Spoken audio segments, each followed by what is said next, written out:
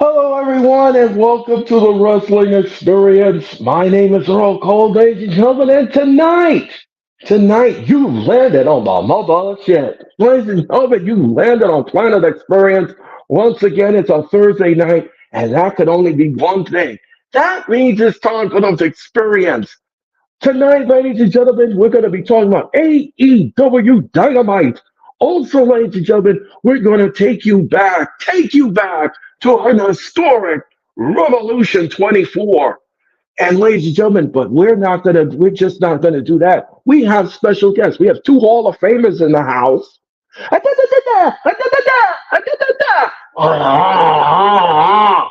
You know who he is? He's here. Ladies and gentlemen, he's here for you tonight, ladies and gentlemen. And he's right here for us, ladies and gentlemen, and he's gonna give it to you like nobody's business. So stand by, ladies and gentlemen. Planet Experience is coming at you right now. Now with the hottest show in the universe, the Wrestling Experience, with your host Earl Cole. Acknowledge me. Coming at you with all the dope shit, freshest WWE content, and also the AEW. You are now watching The Experience, the Wrestling Experience. Now with your host Earl Cole.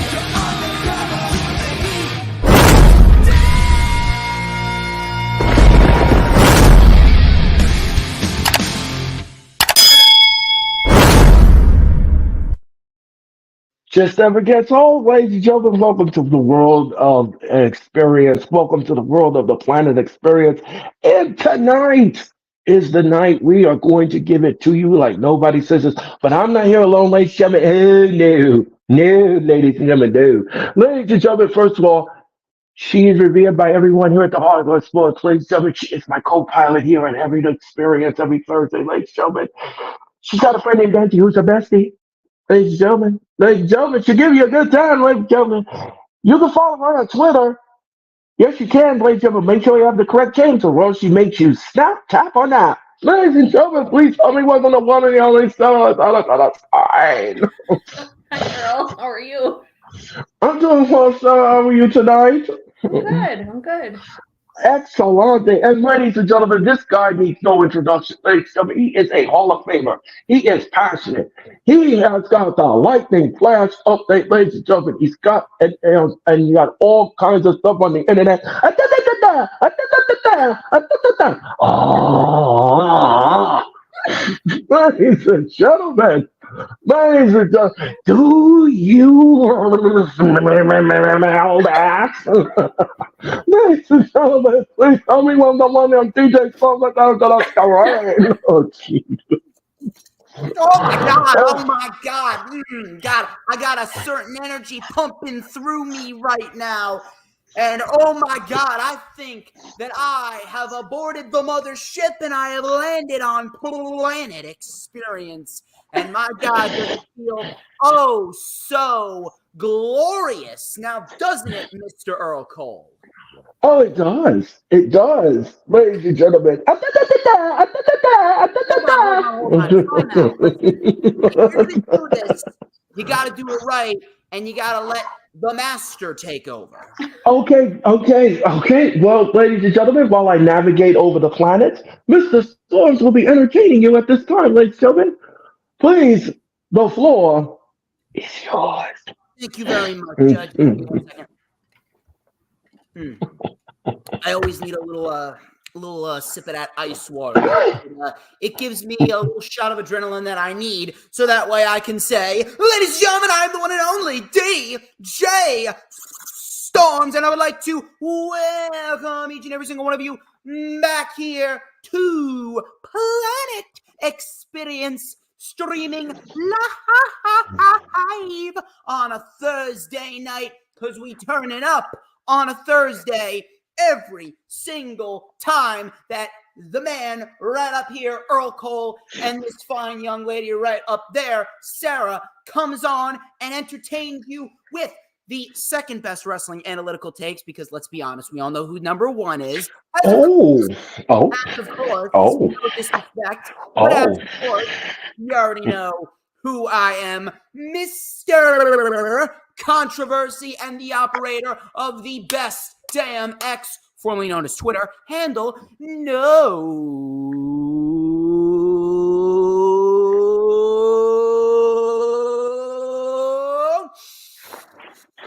Stop what you are doing, because Okay. there is so meticulous, so particular scent in the air. So what I'm going to need y'all to do is I need y'all to take a nice big inhale, and I want you to go. Oh. Hold on. Time out. You can't just do it once. It is so nice. You got to do it twice. So if you can, please take that inhale one more time and go. Oh. Listen, you did it once, you did it twice, so you got to hit that hat trick. So this time, I want you to take the biggest inhale that you've ever inhaled before, because this scent is going to breathe new life into you when you go.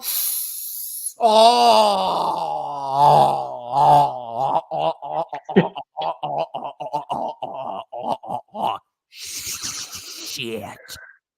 Do you smell that? That is scrumptious. That is tasty. Oh my God. Do you know what that is? Earl, please tell the people what that is. What is that? Well, I know it's not horse caca, but anyway, ladies and gentlemen. No, it's excellent. Oh my God, you damn right, baby. The smell of pure motherfucking excellence. Wait for it. Wait for it.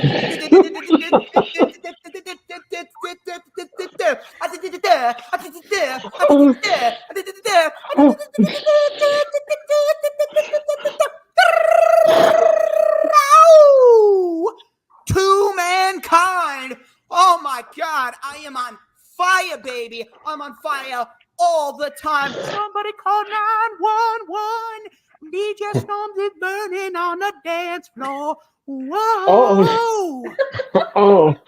Yes, it's that type of night, ladies. people. And you know you are going to get some excellence when DJ Shizzle Oh my goodness. stream.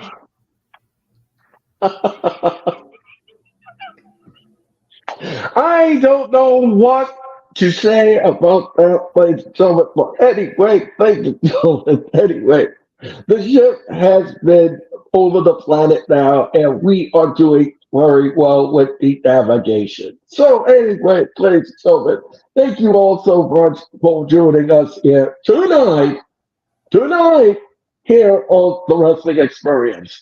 And remember, follow them on Facebook at Hardcore Sports. Follow them on Instagram at Hardcore Sports. And of course, subscribe to their YouTube channel and follow them on Instagram at Hardcore Sports. And we hope that you had a great Thursday morning, Thursday afternoon, or Thursday evening here at the Hardcore Sports Network.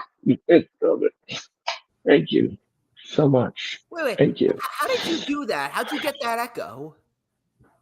I don't know. How the hell did you get that echo? No, I don't know. Heard that shit?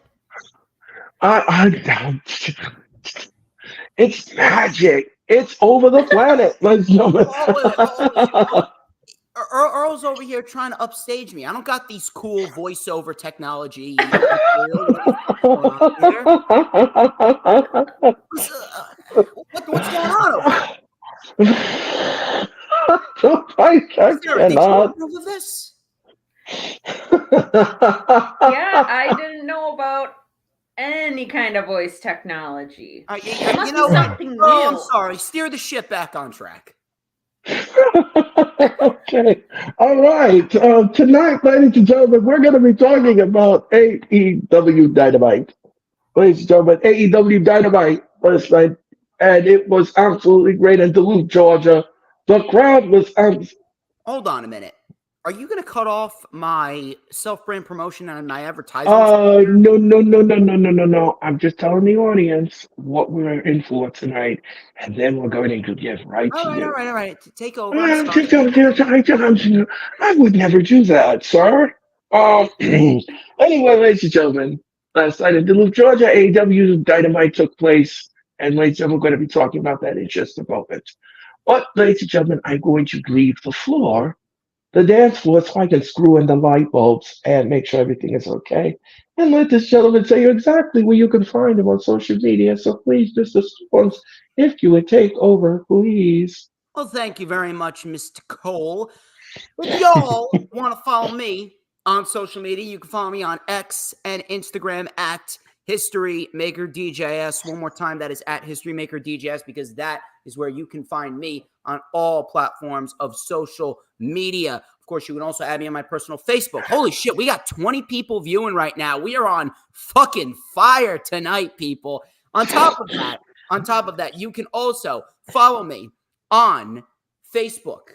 Of course, you can like the official DJ Storms business page, and I made you send you an invite to join the official DJ Storms posse group on Facebook. That is, all those links are in the description, as well as the link to my email for collaborations and business inquiries. Please send me an email. My email is, of course, stormstakeover@gmail.com. Of course, got to make sure that you like the stream. We are streaming live right now on 3 different platforms across 1, 2, 3, 4, 5, 6, 7, 8 different accounts.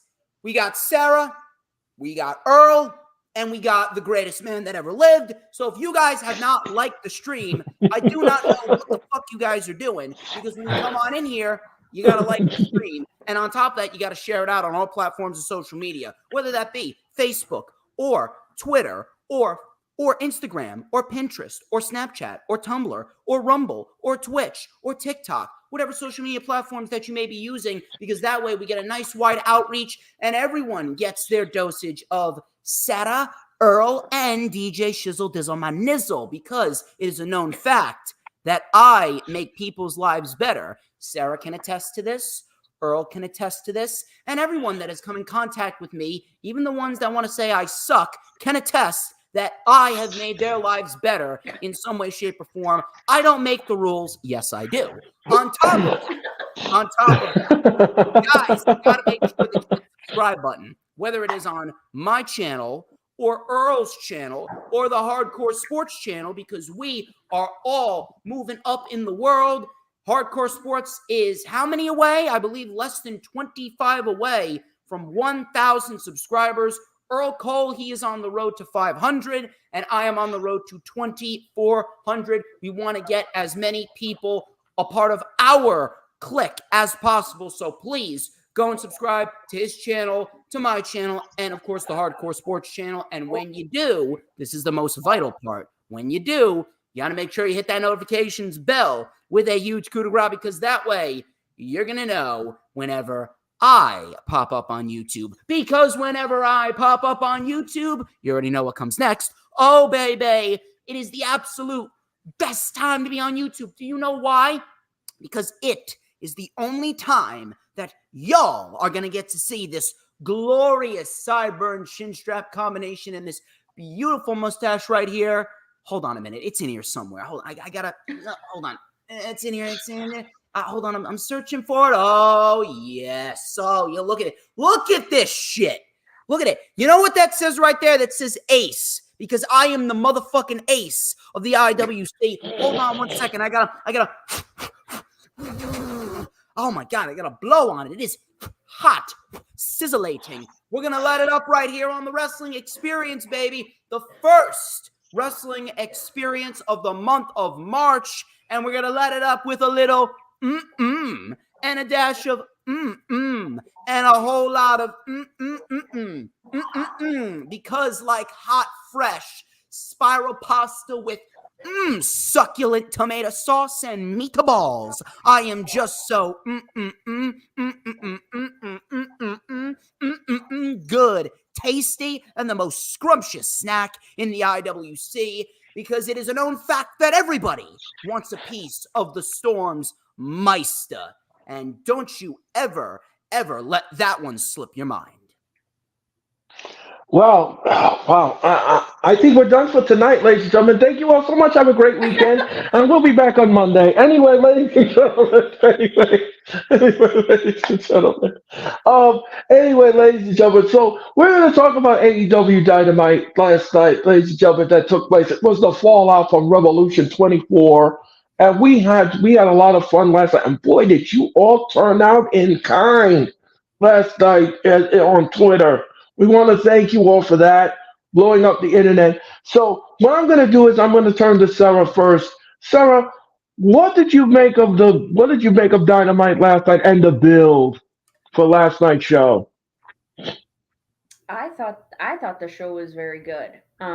We had a lot of promos that happened last night. We had a lot of really great matches that happened last night, and they're all building towards next week. Big business. They're also starting to do the build for AEW Dynasty, which is coming up, I think, five or 6 weeks from now. So very happy to see that, because like we've said before, Tony Khan, he hasn't been the best at the build for pay-per-views and such. He can do a great pay-per-view, but the build for it is not very good. And yeah, they're starting to build out for next week and also for Dynasty. So yeah, I thought the show was great. I enjoyed it. Yeah, I'm going to agree with your assessment. The show was fine. The show was fantastic, and the build we got, and then they started to plant those little seeds of what you might see on the pay per view, especially when Offspring was in the ring last night with Danielson. We're gonna talk about that, ladies and gentlemen. And I think the main event of Dynasty will be Samoa Joe taking on Swerve Strickland for that title. I think that is something that they're going to do at that show in St. Louis and everything else. DJ Storms, what did you make of last night's Dynamite, and what did you think of the build? It was a very, very, very well-paced show coming out of what was perhaps the best AEW pay-per-view that they've ever done since All In.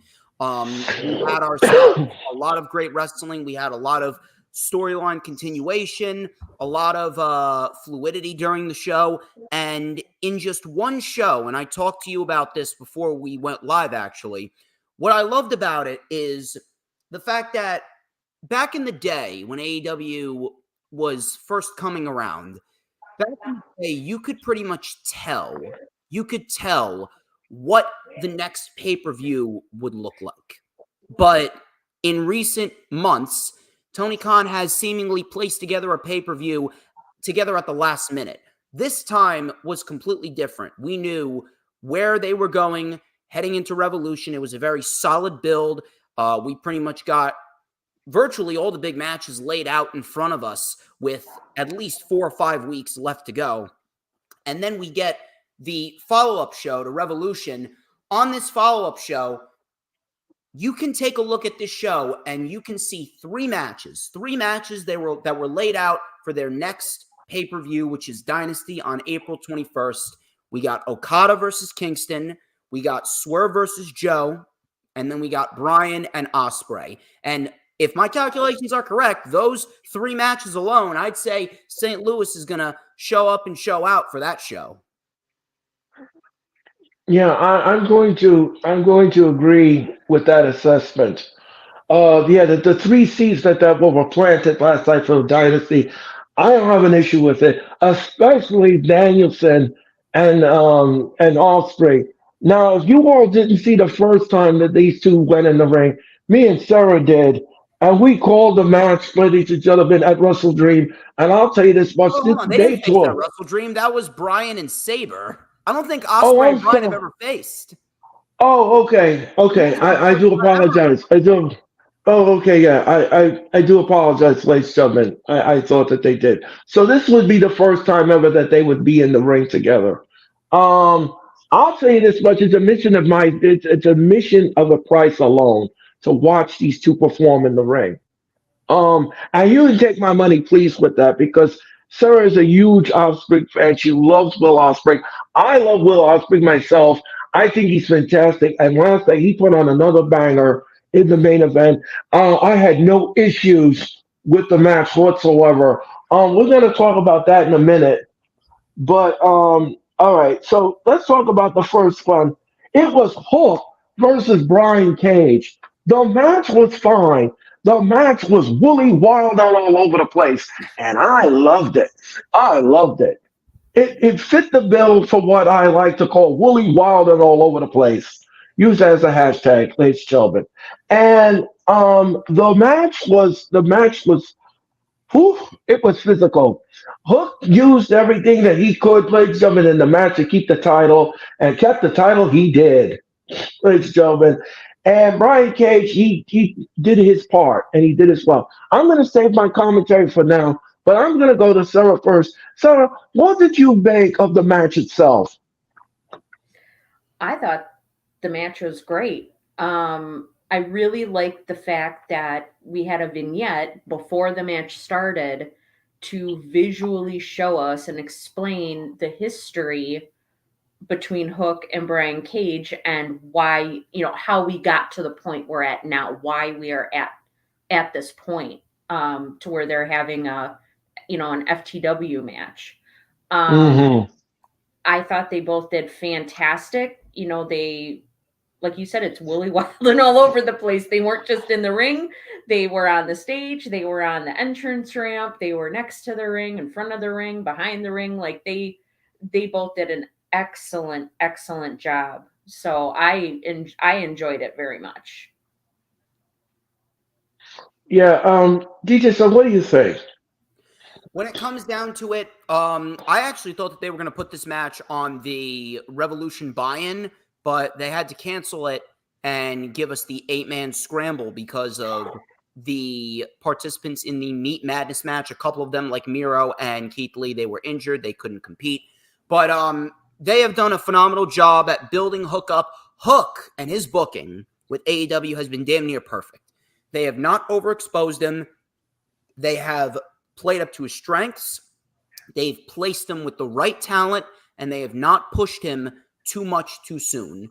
They are taking their time, and they're building him up slowly but surely. And I'll tell you this, in the next couple years, those could be some of the biggest breakout years in Hook's lifetime as a professional wrestler. Keep your eye on him going into next year and then 2026 and then 2027 when we really start to see the field free up a little bit.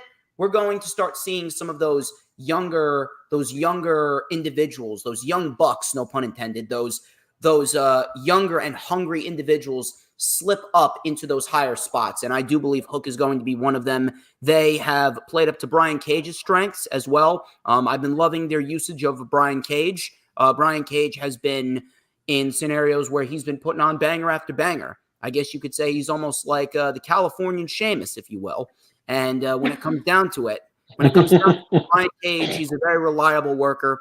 And what we got with Hook, I mean, it just added onto what they've already been doing with Hook this year. This has probably been Hook's best year so far, and we're only 2.5 months into the year. So I'm looking forward to seeing what they do with Hook. I'm not sure where he goes from here because as we speak right now, there really isn't much for him to do because all the title pictures seem to be occupied. But we will see. We will see. But for Dynamite, Hook and Brian Cage, they put together a very fun match for what it was. Let me ask the two of you something. I want your opinion on this. The way Hook's momentum is going this year, and the way he's looking in all of his matches, and everything else, and the way they're booking him correctly, would you have him in a conversation for the AEW International title? I think that they could do that.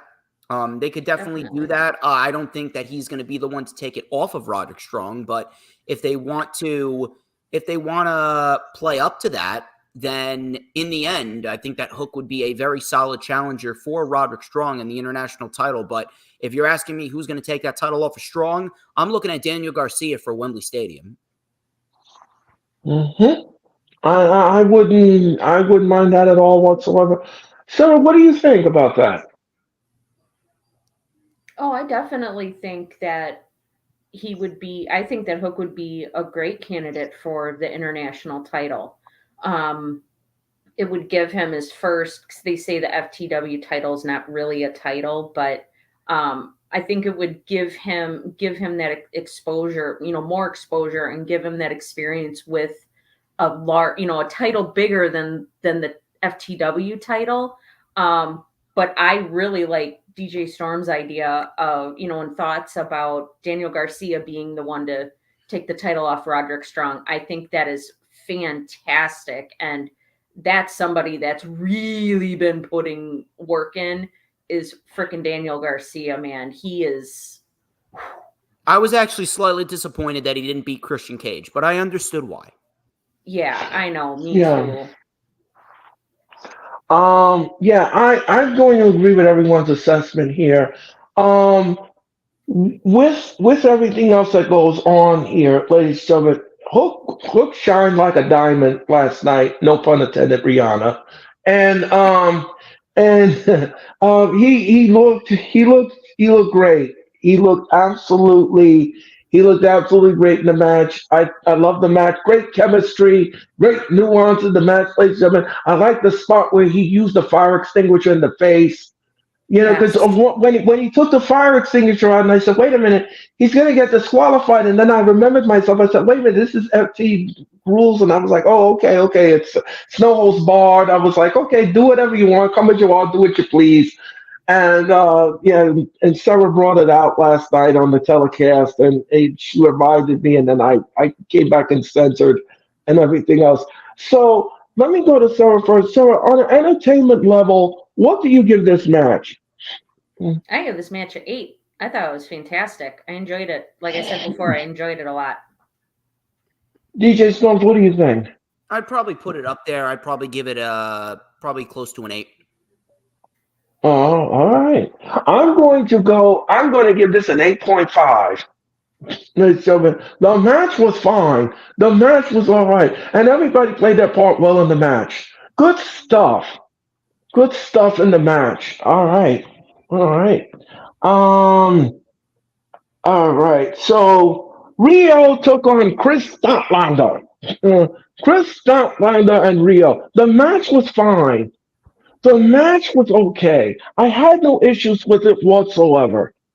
I don't know about you guys. I can't speak for you guys, but I love me some Rio. That woman is so tiny, and she takes a licking like a Timex watch, but she keeps on ticking. That woman is just absolutely, and she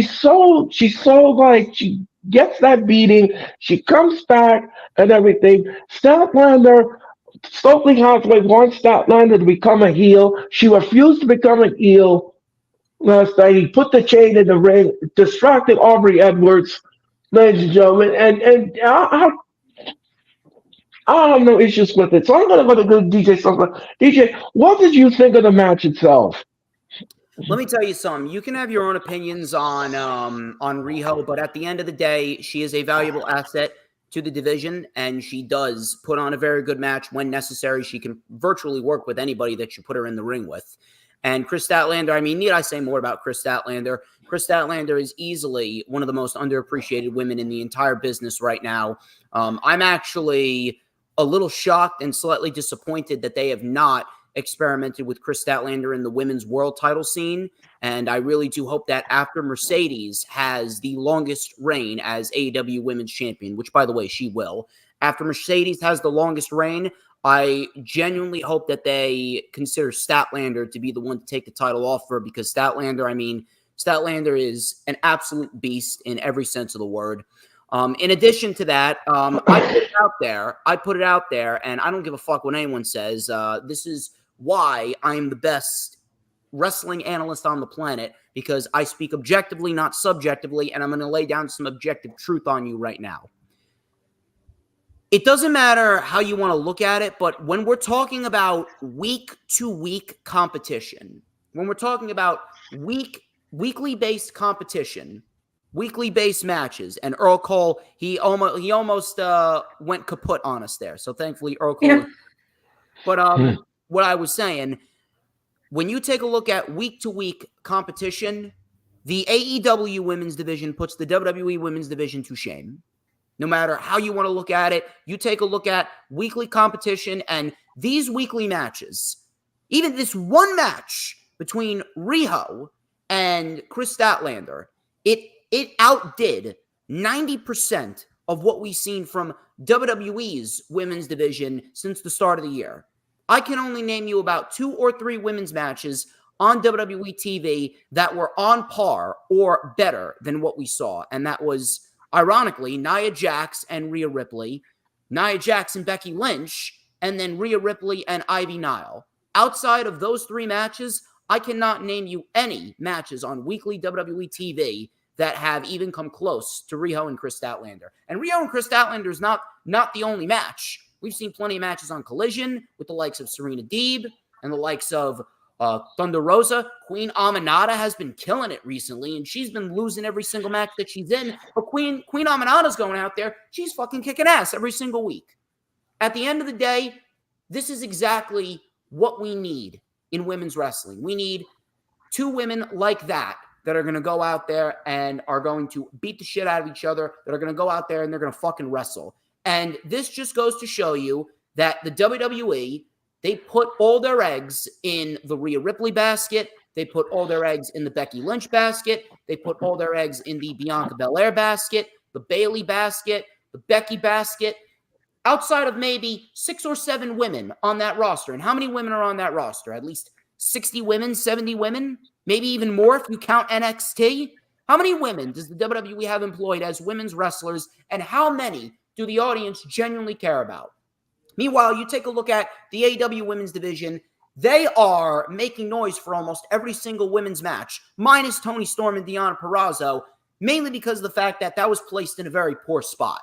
That was placed in a very poor spot, A, and B, nobody genuinely believed that Deonna Purrazzo was going to win the women's title because she just got there. And the Toni Storm, timeless Toni Storm gimmick is working. So why would they take the title off of her when you got Mercedes coming in and the biggest match that they could do is Mercedes versus Toni Storm? But Riho and Chris Statlander, very good women's match, and I do expect the same next week from Willow and Riho. Sarah, what do you think?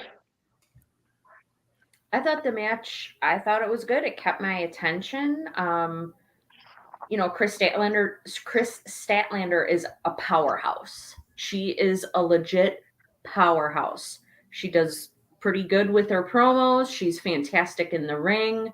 I totally agree with DJ Storms. I am shocked that she hasn't been put into the women's world title picture yet, but I do think that will happen eventually.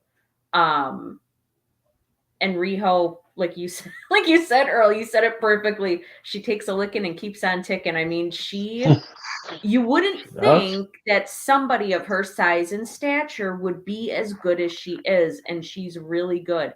So anybody dogging on Riho, please don't, because she's excellent at what she does. She was women's champion, for crying out loud. So Yeah, I'm going to agree. I'm going to agree with that assessment. I like the match. The match was fun. The match was just what it was. It wasn't like one-sided. It was one of those matches where you were trying to root for anybody. The pendulum could have went either way. Um Rio did win the match, and she goes over Statlander.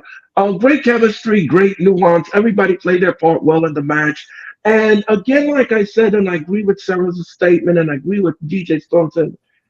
I am shocked that she's not even in the conversation of the championship picture. I'm kind of shocked about that. Um, or I'm What's going quite on, sure. Earl? I have no idea. I have no idea. I'm not doing anything. Um, I'm quite sure. I'm quite sure at this point. She will be in that conversation picture. Surely but surely, ladies and gentlemen. Uh, so, um, so on an entertainment level, what do you give this match? um, I'd give this match a 7. Okay. All right. DJ, so what do you think? I'll probably give it maybe a 6.5. Yeah, okay. All right. I'm going to stay at a 7 level. But the match was fine. The match was all right. I had no issues with it whatsoever. All right, ladies and gentlemen. Kill Switch took on Daddy Magic. Ladies and gentlemen, as this match, well, the magic was gone in Daddy Magic, ladies and gentlemen. Uh, unfortunately, ladies and gentlemen. Well, what we got afterwards, ladies and gentlemen, was even more fun. I mean, when I was doing the match, ladies and gentlemen, it was almost like Roadrunner going after the cartoon character. It was Christian running around like a little roach. He was just he was just running around like a little roach. And he was running away from. He was running away. He was running. Well, he won't be running away on the 20th of March. That's for sure, Toronto, Canada. But we're going to be talking about that in a minute. Um, Sir, what did you make of the match with Kill Switch and Daddy Magic? You know how I feel about squash matches. I mean, at least Daddy Magic had put forth a little bit of offense. But I think this was not so much supposed to be like just an absolute banger of a match. I think this was a catalyst to get Adam Copeland back on TV to resume his pursuit of the TNT title and Christian. So, I mean, I thought it was fine, but again, I'm not into the whole squash match thing. We all know Luchasaurus or Kill Switch or whatever he's called now. We all know he's big and he's strong and he's intimidating. It's just, I'm just not into the whole squash match. I'm just not. To me, it kind of tends to do a little bit more harm than good. But yeah, I mean, it was more for what happened after the match, not really the match itself. Yeah, Sarah pretty much said what I was going to say. It was pretty much a throwaway match, just a match to get Kill Switch a victory, and then it led to the return of Copeland, and it seems as though we're going to get the conclusion of this program at Dynamite on March 20th in Toronto. And I have absolutely no issue with that. And if my calculations are correct, it looks like Copeland, he will be the new TNT champion.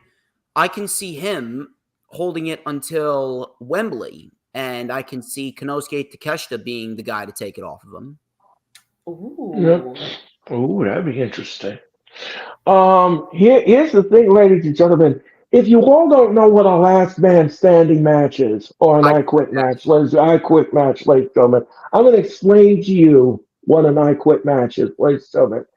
There are no disqualifications in this match. There are no pinfalls in this match whatsoever.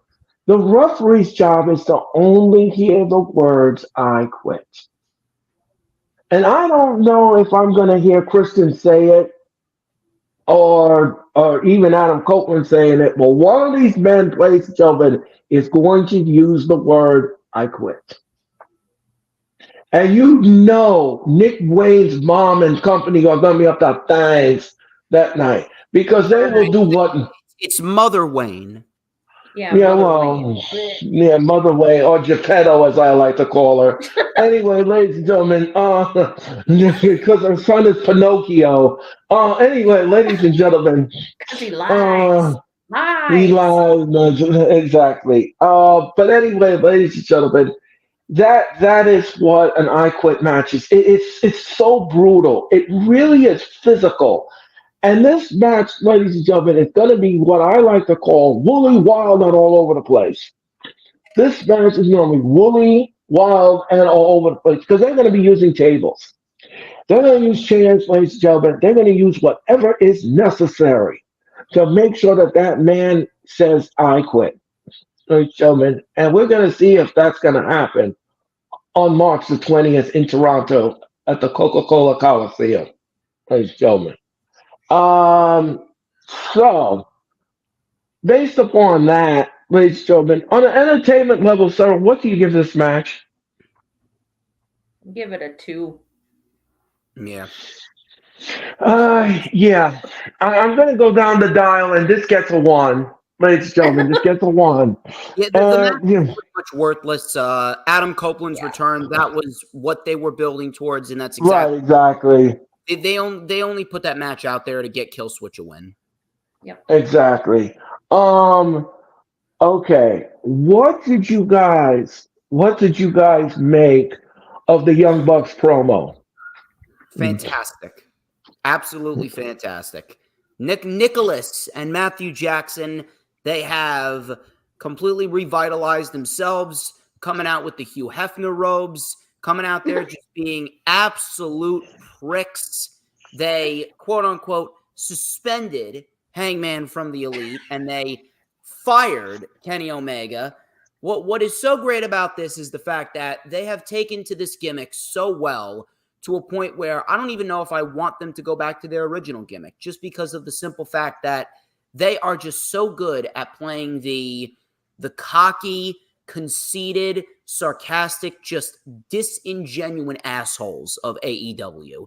And to be quite honest with you, I'm a little disappointed and slightly angry, but listen, I'll get over it. I'm slightly angry that they did not do the right thing, and we did not get the Young Bucks beating Sting and Darby, only because of the fact that the tag team titles were involved, and I fucking hate title relinquishment. Unless someone is injured, there should be no such thing as title relinquishment. It devalues the titles. But regardless, the Young Bucks, Nicholas and Matthew Jackson, they said exactly what they needed to say. Eddie Kingston continuing to be the people's hero, and Kazuchika Okada, baby, the fucking Rainmaker. I'm telling you, the Rainmaker, we are entering the age of Okada in AEW, and we are going to get one hell of a program with Okada and Eddie Kingston. And Okada seems to be the guy to take the Continental Crown Championship off of Eddie Kingston at AEW Dynasty. And it seems as though Okada and the Bucks, we got ourselves the corporate elite. Not only are we going to get a new Continental Crown champion, but if Kenny Omega is good to go by August, we got ourselves a match for Wembley. And we will finally get Kenny Omega versus Kazuchika Okada in a promotion that is not New Japan Pro Wrestling. And if there's one place to do it, it's Wembley. Let me ask you a question. Let me ask you guys a question. The Young Bucks gimmick now, because if you all remember back in the archives, I did say I was getting tired of the Young Bucks gimmick because it was getting stale. And now that they gave them this little spark, does this the way they are as authority figures? Does this remind you of the Authority with Triple H and his wife? No, not at all. Not at all. You see, the Authority, like that was just run into the ground. That did not feel important after Bryan Danielson won the world title. After Bryan won the world title, like that shit should have ended. There was really no use for them. They just harped on that shit so much to a point where it virtually became unbearable. But with the Bucks, it's a different take, because now with the Bucks, they're not just coming out there and they're not just being the normal super kick party type of Bucks. They are playing up to the fact that they are EVPs, even though they're just EVPs in name. They don't really have any political power. They do have power, but it's not like, oh my God, they can decide whether they win or lose. They were actually politicking to Tony Khan that they should actually lose the match, which I respect them for. I actually do respect them for, because it really does show that they've grown up. But it's so great because it just takes all the hatred that they get online, which a lot of it is unnecessary, but they get all of this Especially hate Jim Cornette.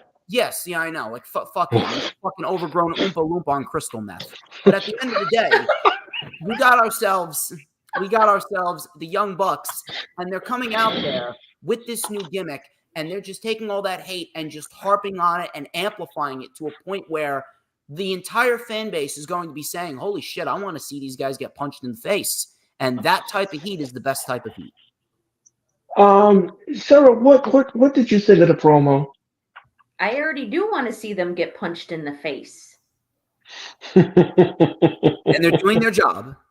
That's why I said, I'm like, the fact that I cannot stand Don Callis, the fact that I do not like this gimmick of, I mean, I'm glad they changed, like Earl said, just the old gimmick. It was old, boring, tired, just, so they needed to change it up. And I think this was a great way to do it. So you know they're doing a good job if people can't stand them and want to smack them upside the head. Just make sure you call them by their God-given names.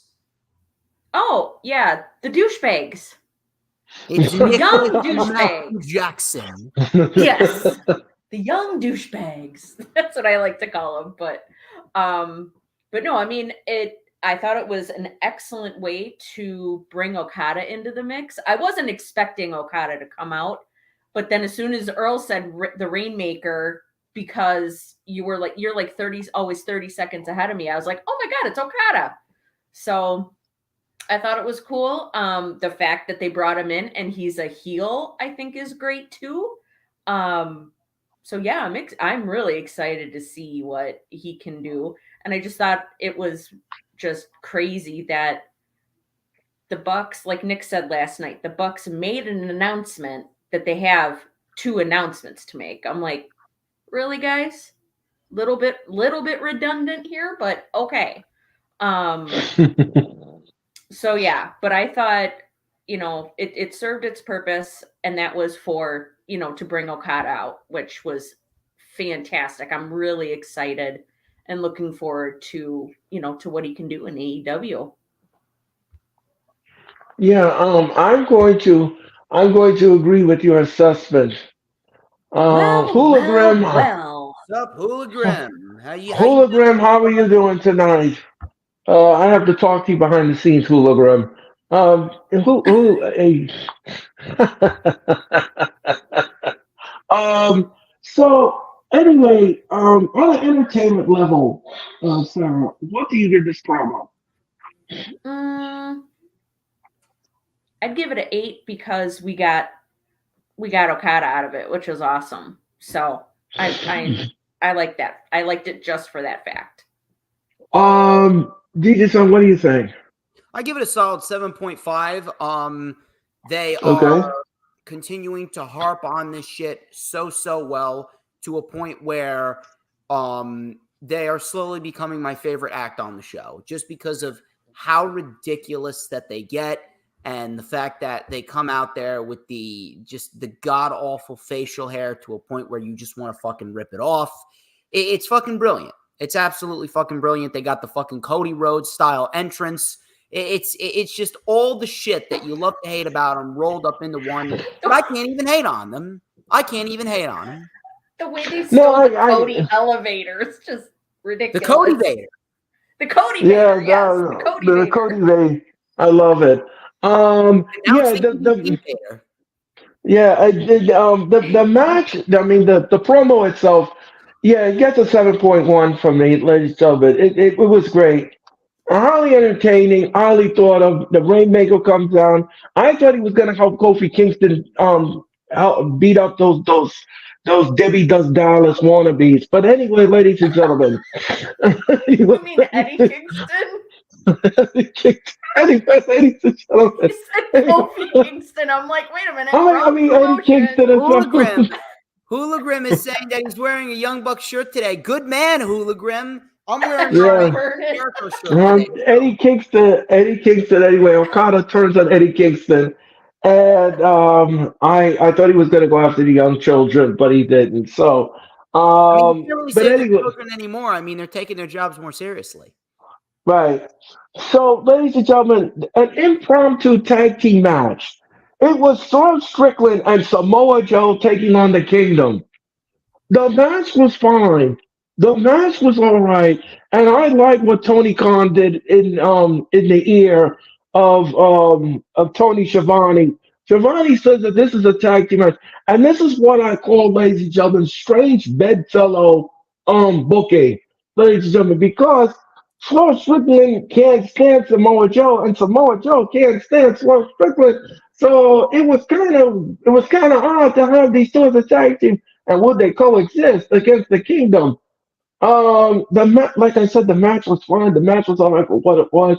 Um, it was it was very highly volatile in that tag team match. DJ, so what did you make of the match itself? The match itself was pretty much it was pretty much just there. The main meat and potatoes of it all was the fact that Swerve Strickland, he is still floating around the world title picture, and to be quite honest with you, I'd be shocked if he is not world champion of Dynasty. I mean, it's literally in the name because Swerve is trying to build a dynasty, so he fucking wins it at Dynasty. But on top of that, it's also great because of the fact that the Undisputed Kingdom, they are finally where they need to be. Now, I wouldn't want to say where they need to be, but they have slowly morphed into a faction in which they are to be taken a little bit more seriously week by week for a multitude of reasons. Number one, it's because of the fact that they're building multiple storylines within the Undisputed Kingdom. Kyle O'Reilly could very well be a part of the Undisputed Kingdom sooner rather than later. And then number two, Wardlow could very well be kicked out of the Undisputed Kingdom because he either does not get the job done next week at Big Business or he is cost by Adam Cole or MJF.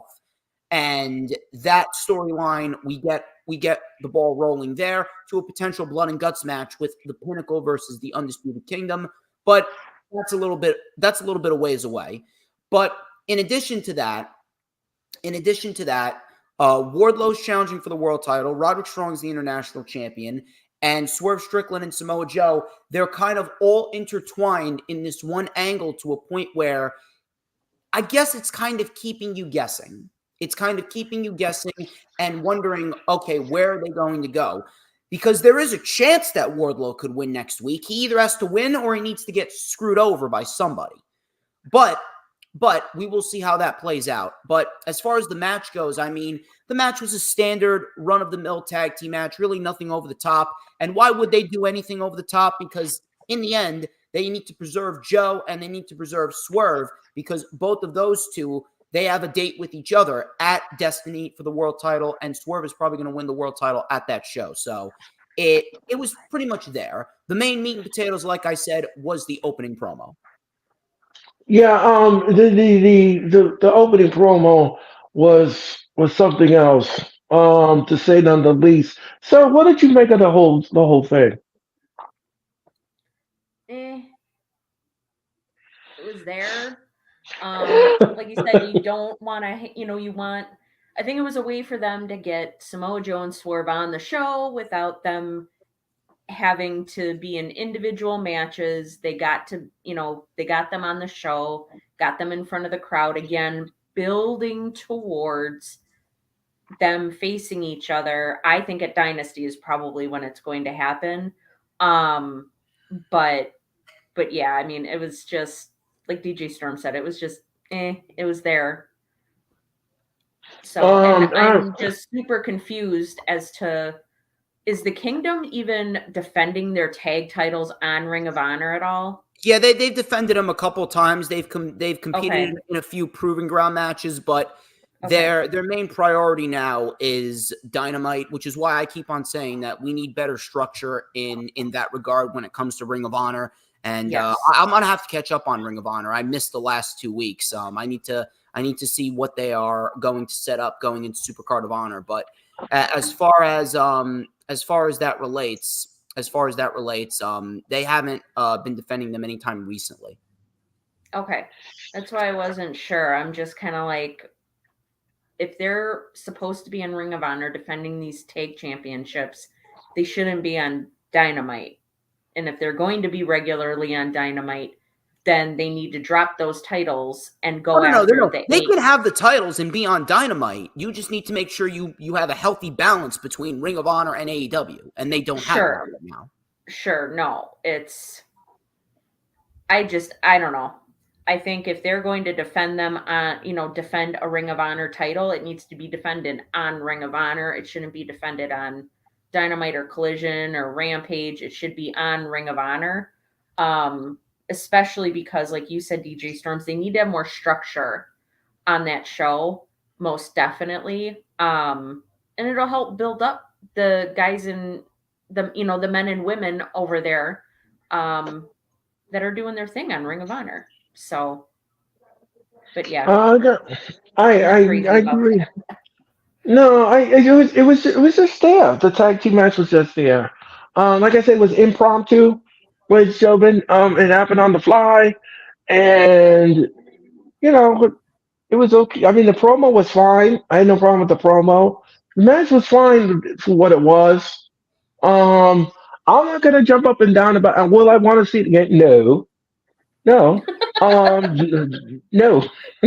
But No. no, but it was all right for what it was. So on an entertainment level, what do you give this match? I'd give it a 6. Okay, It wasn't amazing and it wasn't absolutely awful. Kind of right. in the middle. DJ, so what do you think? The promo was a 7, but the match itself was a 4. Really nothing going on. Would you say the match was? Would you say the match was formulaic? Yes, very very formulaic, and it was pretty Oh, expected gosh. because we had Uh, other big time matches going on, and we're going to talk about that when we get to the main event. Clearly, right. but it was a very formulaic tag team match. The promo was where the spotlight was on. Yeah, it was the whole meat, and then out of that meat came the enchilada or the refried beans on the side. And then that was what you got, ladies and gentlemen. But for me, ladies and gentlemen, the promo was a 6. The promo was a 6. That was fine. The match itself, I'm gonna go with a 3.2. Ladies and gentlemen, the match was it was for what it was. It was again, like I said, for what it was. It was, so all right. The main event of Dynamite, ladies and gentlemen, the main event of Dynamite. Let's talk about that. Will Ospreay took on Kyle Fletcher. The match was a banger. The match was up on the upteenth level, ladies and gentlemen, in banger matches. This was probably, ladies and gentlemen, listen to me carefully, probably one of the best Dynamite main events I've seen in a long time. In a while. In a good while, ladies and gentlemen. And I love good main event. Good main event. This was absolutely, and I love the way Tony Khan made sure that we went overtime and they kept going with the match because the fans were chanting, "This is awesome. Fight forever," and everything else in between. The people souped that main event up like it was gold, and I loved it. It was great. I love some Kyle Fletcher, ladies and gentlemen. I love some Will Ospreay. And him and Danielson meeting for the first time in St. Louis. Take my money, please. Ladies and gentlemen, if you just had that one match and that it was on the pay-per-view, that was fine by me. That is fine. Because this match is going to be a banger. Um, so I'm going to go to you first. What did you make of the main event of AEW Dynamite?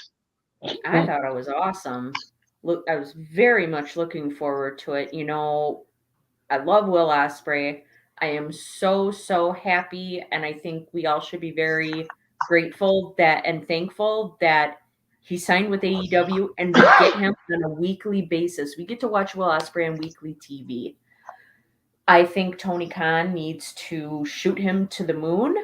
But I thought he and Kyle Fletcher together, that was fantastic. There was great back and forth between those two. They were both hitting their moves.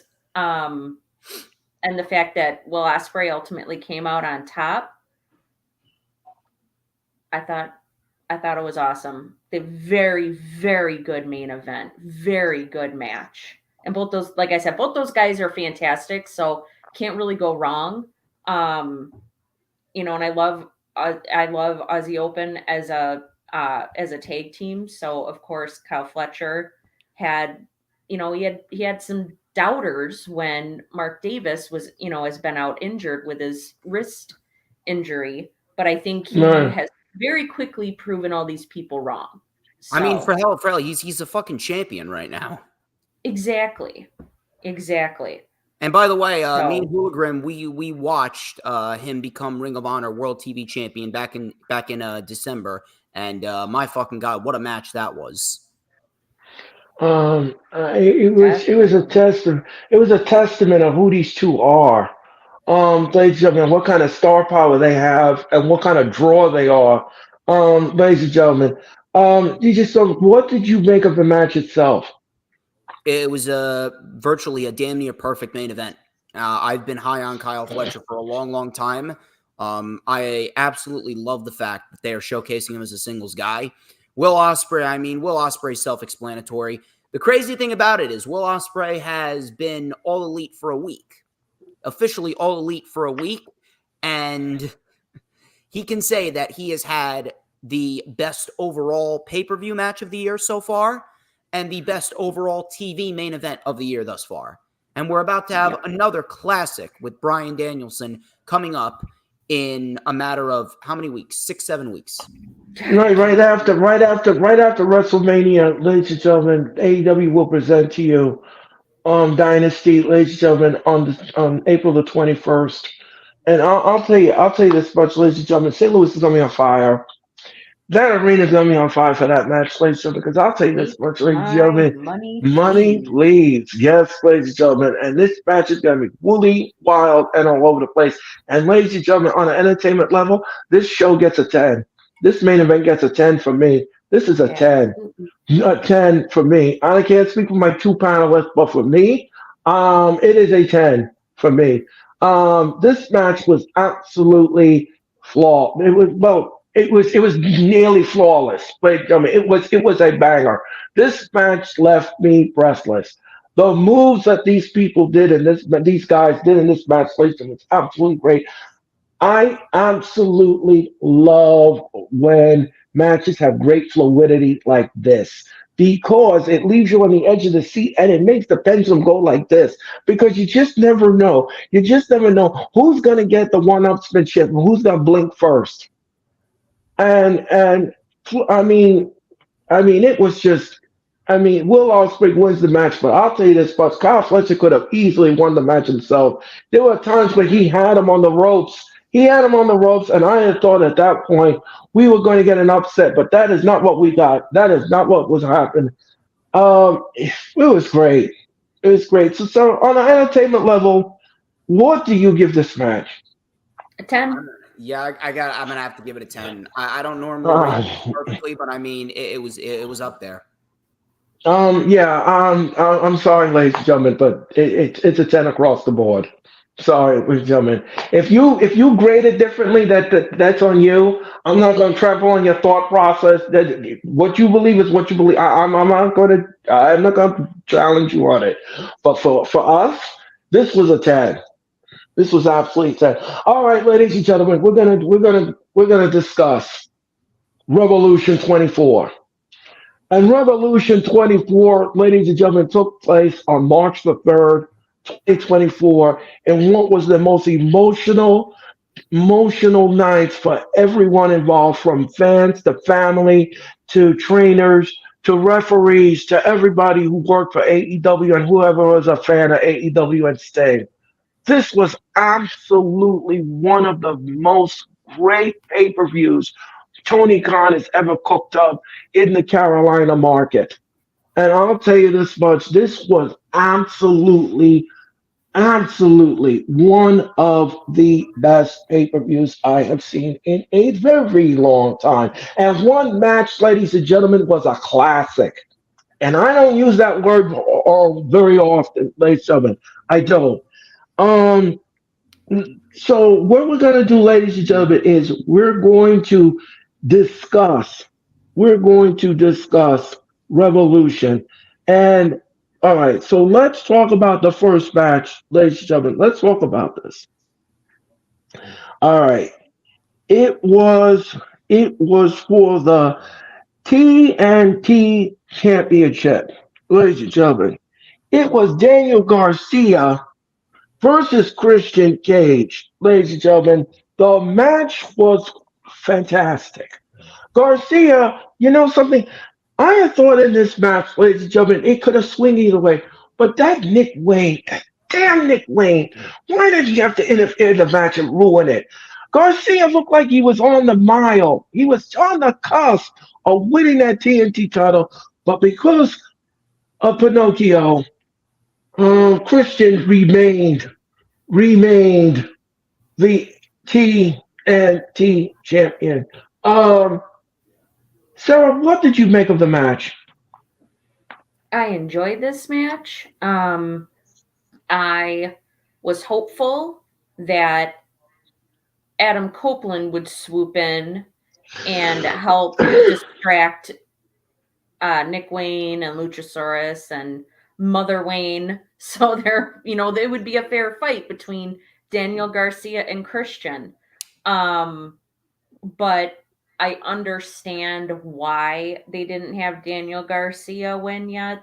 They want Adam Copeland to take that title off of Christian. They want Adam Copeland to follow through on the promise and the threat that he made to Christian, where he said, they're all going to leave you and I'm going to take the title from you. That's the best way I know how to hurt you, is to take the TNT title off of you. So, but oh man, Daniel Garcia, man, he is really stepping it up. He's doing phenomenally well. His stock rose even in defeat. Absolutely. Yes. Absolutely. Yes. Well, I mean, look what happened last night. He came rushing down to help Daddy Magic in his match, and he rushed down to help his friend. I mean, and did you hear the crowd pop when they saw him running down the entrance ramp? The people were freaking out. So he's just, it doesn't matter win or lose. Daniel Garcia he's doing very well, and might say I was a little proud of him. He did so well in this match. And I think it's a testament to that Christian was, that he got to be in a match with somebody like Christian, who's had the career that Christian has had. I mean, the guy's been wrestling, 30 years now? So I enjoyed it. I thought it was great. Yeah, DJ Stones, what did you think of the match itself?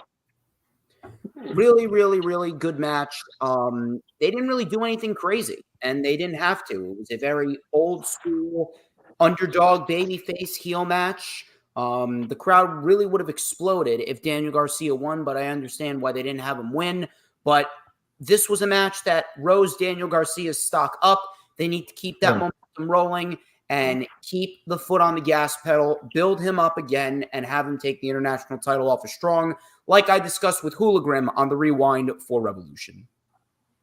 Yeah, I'm going to agree with your assessment. I agree with everyone's assessment. The match was great. The match was great. And there was one point where I thought Garcia was going to win that title. I really do. I almost jumped out of my chair. I almost jumped out of my seat because I said to myself, I have a feeling he's going to shock the world in it. But no. We had to put the brakes on with that momentum. But the match was great. The match was fine.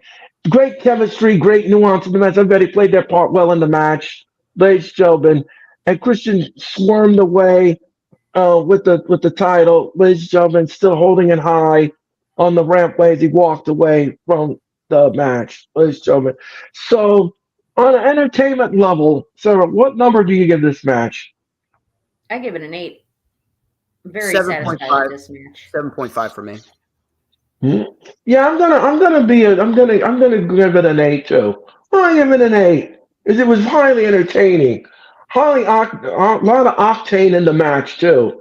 Garcia gave it to Christian, ladies and gentlemen. Okay, so all right, so FTR and John Mox versus John Moxley and Claudio Castagnoli. The match was fine. The match was great. And let me ask you something before we talk about this match, guys. Do you think that John Moxley's a whirling dervish?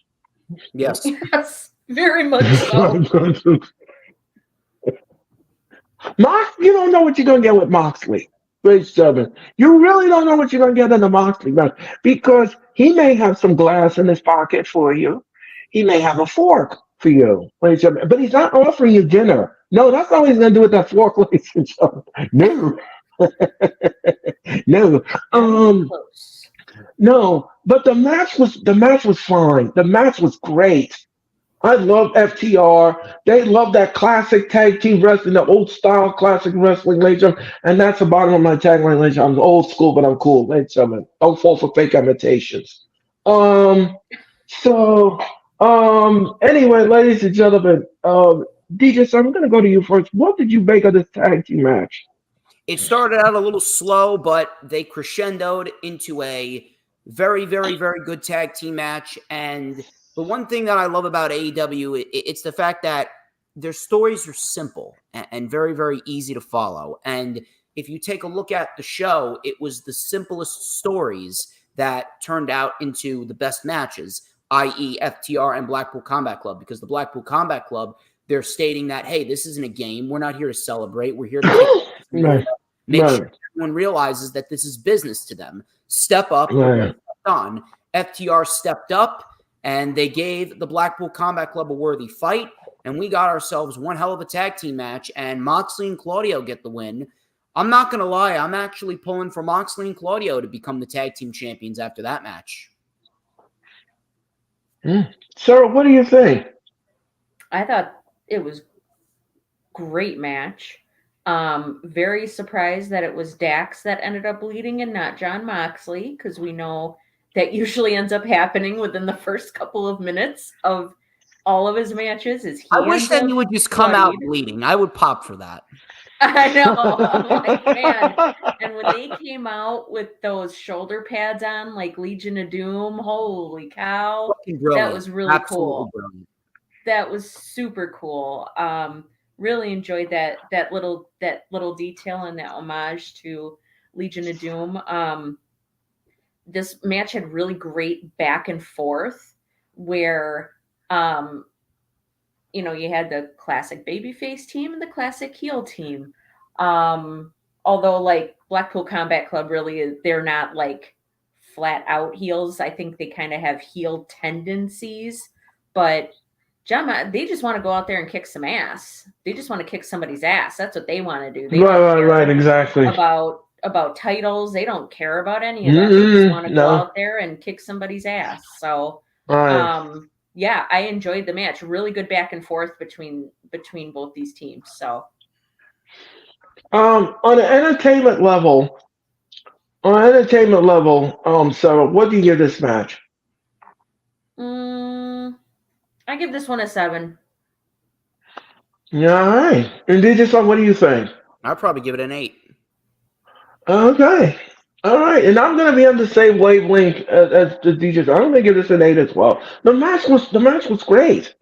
The match was great. And the crowd loved it. Let me tell you something. That Carolina crowd, that Greensboro crowd, they just loved every nuance of the match that Tony Khan was cooking on that stage. They wanted more of it. I'll tell you something, ladies and gentlemen. If it was up to Tony Khan, I bet they would have them there all night long. Because that crowd just loved that wrestling. Oh, yeah. In that city, now that is a city where you need to host wrestling. That's a city. That is a city where that wrestling should be held every time because they love wrestling there. All right. So now let's go to one of the matches of the 0 hour because we're skipping around, ladies and gentlemen. Chris Statlander and Willow Nightingale versus Julia Hart and Sky Blue. The match was fine. The match was all right for what it was. I had no issues with this tag match whatsoever.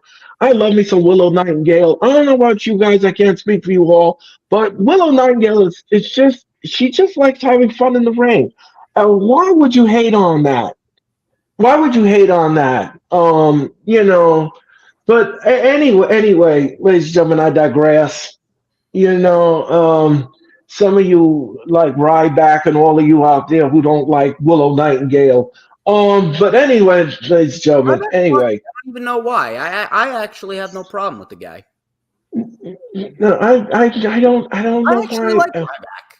If I had a Yeah. wrestling company, I would hire him to work a couple dates here, and I don't mind Ryback. Like, Ryback, No. fucking block me. Fine. but I like the big but guy. anyway, ladies and gentlemen. Anyway, um, I'm gonna go to Sarah first. Sarah, what did you make of this match? I thought it was okay. It's kind of weird. For me, it was weird seeing Julia Hart and Sky Blue like basically relegated to a pre-show match, considering all. The pre-show match is not bad when it comes down to it. No, but I just I was very surprised that they didn't have a match on like the main show, that it was on the 0 hour on the pre-show, They would have especially never with lived up to that main comes down. yeah, I mean, well, after seeing the pay-per-view, I was like, yeah, it wouldn't have worked, especially with the caliber of matches that they had there, but especially with Sky Blue, like the momentum she's been getting, the push she's been getting, the under. I remember that. That was funny. That was fantastic. Yeah. Fantastic The shit. Undertaker, It's straight yes. out of the AEW Revolution Rewind. Right. Yes, I remember that. That was hilarious. The Undertaker. The Undertaker, Jesus criminy. I mean, like, I don't know. I think I probably named Sky Blue the Undertaker, to be fair. I mean, it certainly seemed like everything I was like reading and listening to, after the pay-per-view, it's like people were more focused on Sky Blue and Julia Hart's butts than they were on the caliber of wrestling they did in the ring because of their outfits. But yeah, I mean, I thought the match was fine. It was a decent, women's tag match. So yeah. DJ, so what do you think? It was a very solid way for all four of those women to showcase what they can do. I thought that the improvement of all four of those women have been excellent to see, especially Sky Blue. I already knew that Chris Statlander, she was a main event worthy talent, and Willow Nightingale's excellent at what she does. But Sky Blue's improvement and Julia Hart's improvement, that very much impressed me. And if we're going to go based off of an entertainment level, I'd probably give this one a 6. So what entertainment level do you give this match? I agree with DJ Storms. I give it a 6 as well. Yeah, a six works. A 6 works in this match. I'm not going to go any higher than that. I'm not going to jump up and down about it. Like 7, a 6, it works. The match, like I said, was fine for what it was. It's not. It wasn't a classic. It wasn't one of those good matches where they taught. I mean, the crowd loved it, and that's all that it was. It was entertaining for what it was. All right, so let's talk about this match. This match, ladies and gentlemen, was probably, well, not probably, it was. This match was a classic. This match was a banger. Will Ospreay took on Tanose Takeshita. And I'll tell you this much, ladies and gentlemen, this match was a classic. This match was a banger. This match was on fire. The crowd went apoplectic. The crowd went apoplectic. Look, this match was woolly, wild, and all. This match was great. This match was great. And as a wrestling fan, ladies and gentlemen, you don't want any more better than this. Well, Ospreay and MJS would say, take a shit up. Ladies and gentlemen. Anyway, they were in the ring, ladies and gentlemen, and this was absolutely a banger. This was a banger. I don't know what more I have words to describe this match, ladies and gentlemen. It was hard hitting.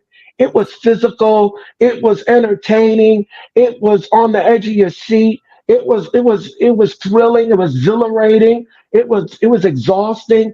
I mean, it was just everything that you could want and more. The match, let me tell you something. These guys could have went 45, 55 minutes, and they still would have loved it.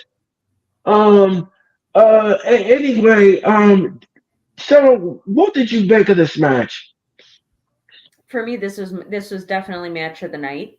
Absolutely. Match of the And year.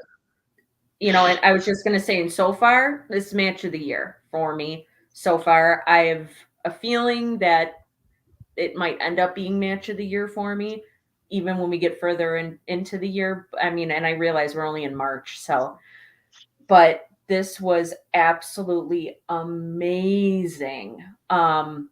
It's a true testament to both the skill and the talent of Will Ospreay and Takeshita. Like they totally played off each other, played off each other's strengths. Um, when, but I have to say, when Will Ospreay whacked it, I can't remember if he scraped it or whacked his back on that turnbuckle. Oh my It god, was a rope burn. that was a rope burn. Okay, but oh my god, that looked awful. That especially the bruise afterwards. Ugh. So I felt bad that he, got hurt, but considering how the moves that they were pulling and how hard they were hitting, going after each other, I'm surprised it wasn't worse. So, absolutely match of the night, match of the year thus far, and like I said, I'm just so pumped that Will Ospreay's here in AEW. We get to see him on regular pay-per-views. We get to see him every single week on weekly television. I'm so excited. I'm so happy that he's here. So, yeah, I absolutely loved this match. DJ Sub, what did you think? I mean, Sarah pretty much echoes my sentiments. The one thing I will add, though, is the fact that if you're looking at the top two wrestlers of the year so far, look at Will Ospreay and Konosuke Takeshita. This was Konosuke Takeshita's third match in AEW this year, and every single one of his matches have been bangers. With Will Ospreay being the best out of the three. Excellent stuff. And Will Ospreay, I mean, need I say more about Will Ospreay? Konosuke Takeshita and Will Ospreay should absolutely be two top-tier priorities for the rest of the year and beyond. Yep. Absolutely unbelievable. Easily match the year so far in 2024. I'm gonna agree with Gucci's assessment. I'm not gonna argue with the assessment at all. This match was fantastic. Sarah and I, we sat there, we couldn't believe at some of the moves that these guys did to each other. I mean, we were just sitting there, we were in awe. And I'm gonna say this before we move on. I'm gonna say this one thing. The energy level that the audience put to this match, it made it feel like you were there by live, sitting there watching this match yourself. And I love that kind of energy. When you feel that off a TV screen and you feel it in the arena, that is what you call fan participation to the max. Ladies and gentlemen, that's what you call fan participation to the max. And I love things like that. I love to get that feeling because it made me have goosebumps just sitting there watching it, calling it, thinking about it, analyzing it, going over the match, doing this and doing everything. It made me feel like I'm loving wrestling for a reason. And this is the reason why we are wrestling fans. It's because of stuff like that. And you produce stuff like that. That is why we become wrestling fans. That is why DJ Storms is a great analyst.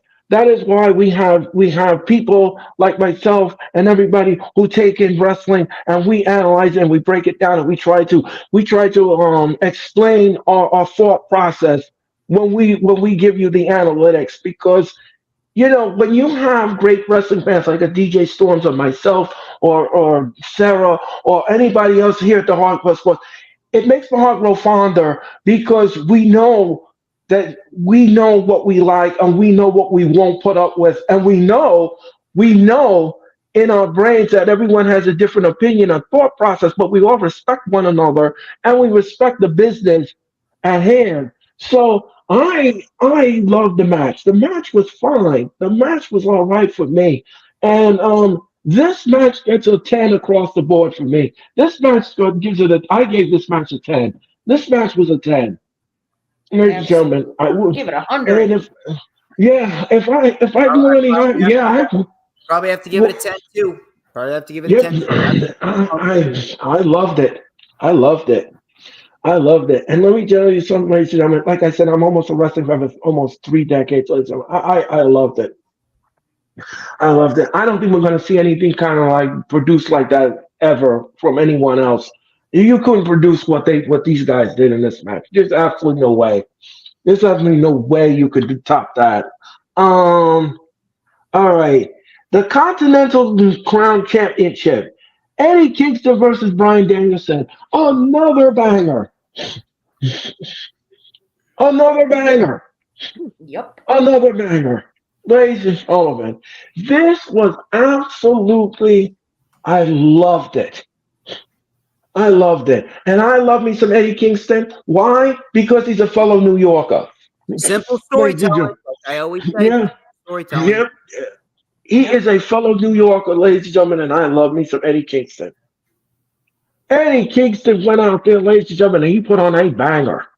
This match was a wild affair. It was physical, hard hitting, pound to the ground, metal to the pedal, whatever you want to call it. They brought out everything in the kitchen sink, ladies and gentlemen, in this match, and I loved it. DJ, so I'm gonna go to you first. What did you make of this match? Excellent stuff, man. Excellent stuff between Bryan and Eddie. And again, it was just built off of a simple story in which Eddie Kingston, he just wanted acknowledgement. He wanted respect from Bryan Danielson. And if he was going to get it, he'd have to beat Bryan Danielson. And that's exactly what happened. And Bryan Danielson, I mean, you want to talk about one of the most selfless wrestlers of all time? Look no further than Bryan Danielson. The guy just does not care whether he wins or loses. He just wants to go out there and wrestle. Yep. Agreed. 100% agreed. And man, Eddie Kingston, he's a made man now. Now so more than ever. Yep. Oh, absolutely. Sarah, what did you think of the match? I echo both of your sentiments. Like, this was an absolute banger of a match. It kept my attention the whole time I was watching it. I wasn't like wondering about anything. My attention was on the match.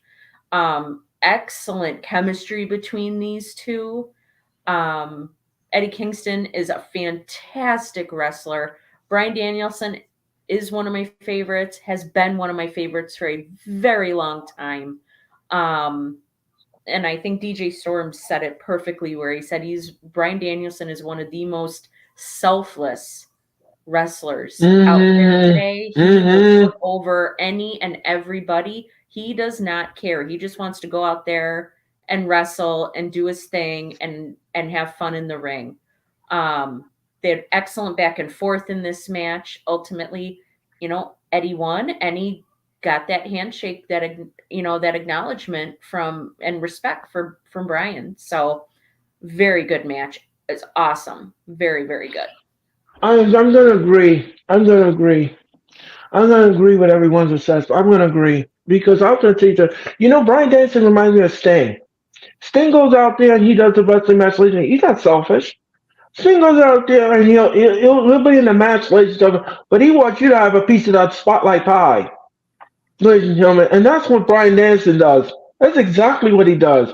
He goes out there like DJ said brilliantly. He'll go out there and not be selfish. He's not a hog. He just wants to go into the match. He wants to have fun, entertain the audience, to go through the curtain. And that's what he does. That's what Sting does too.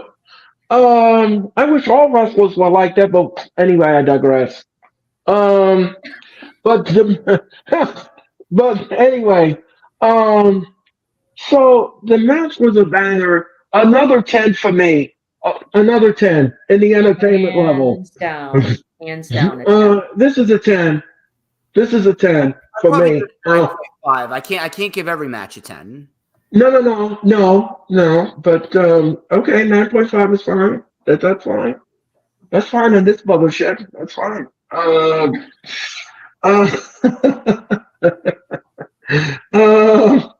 right, the 8-man scramble.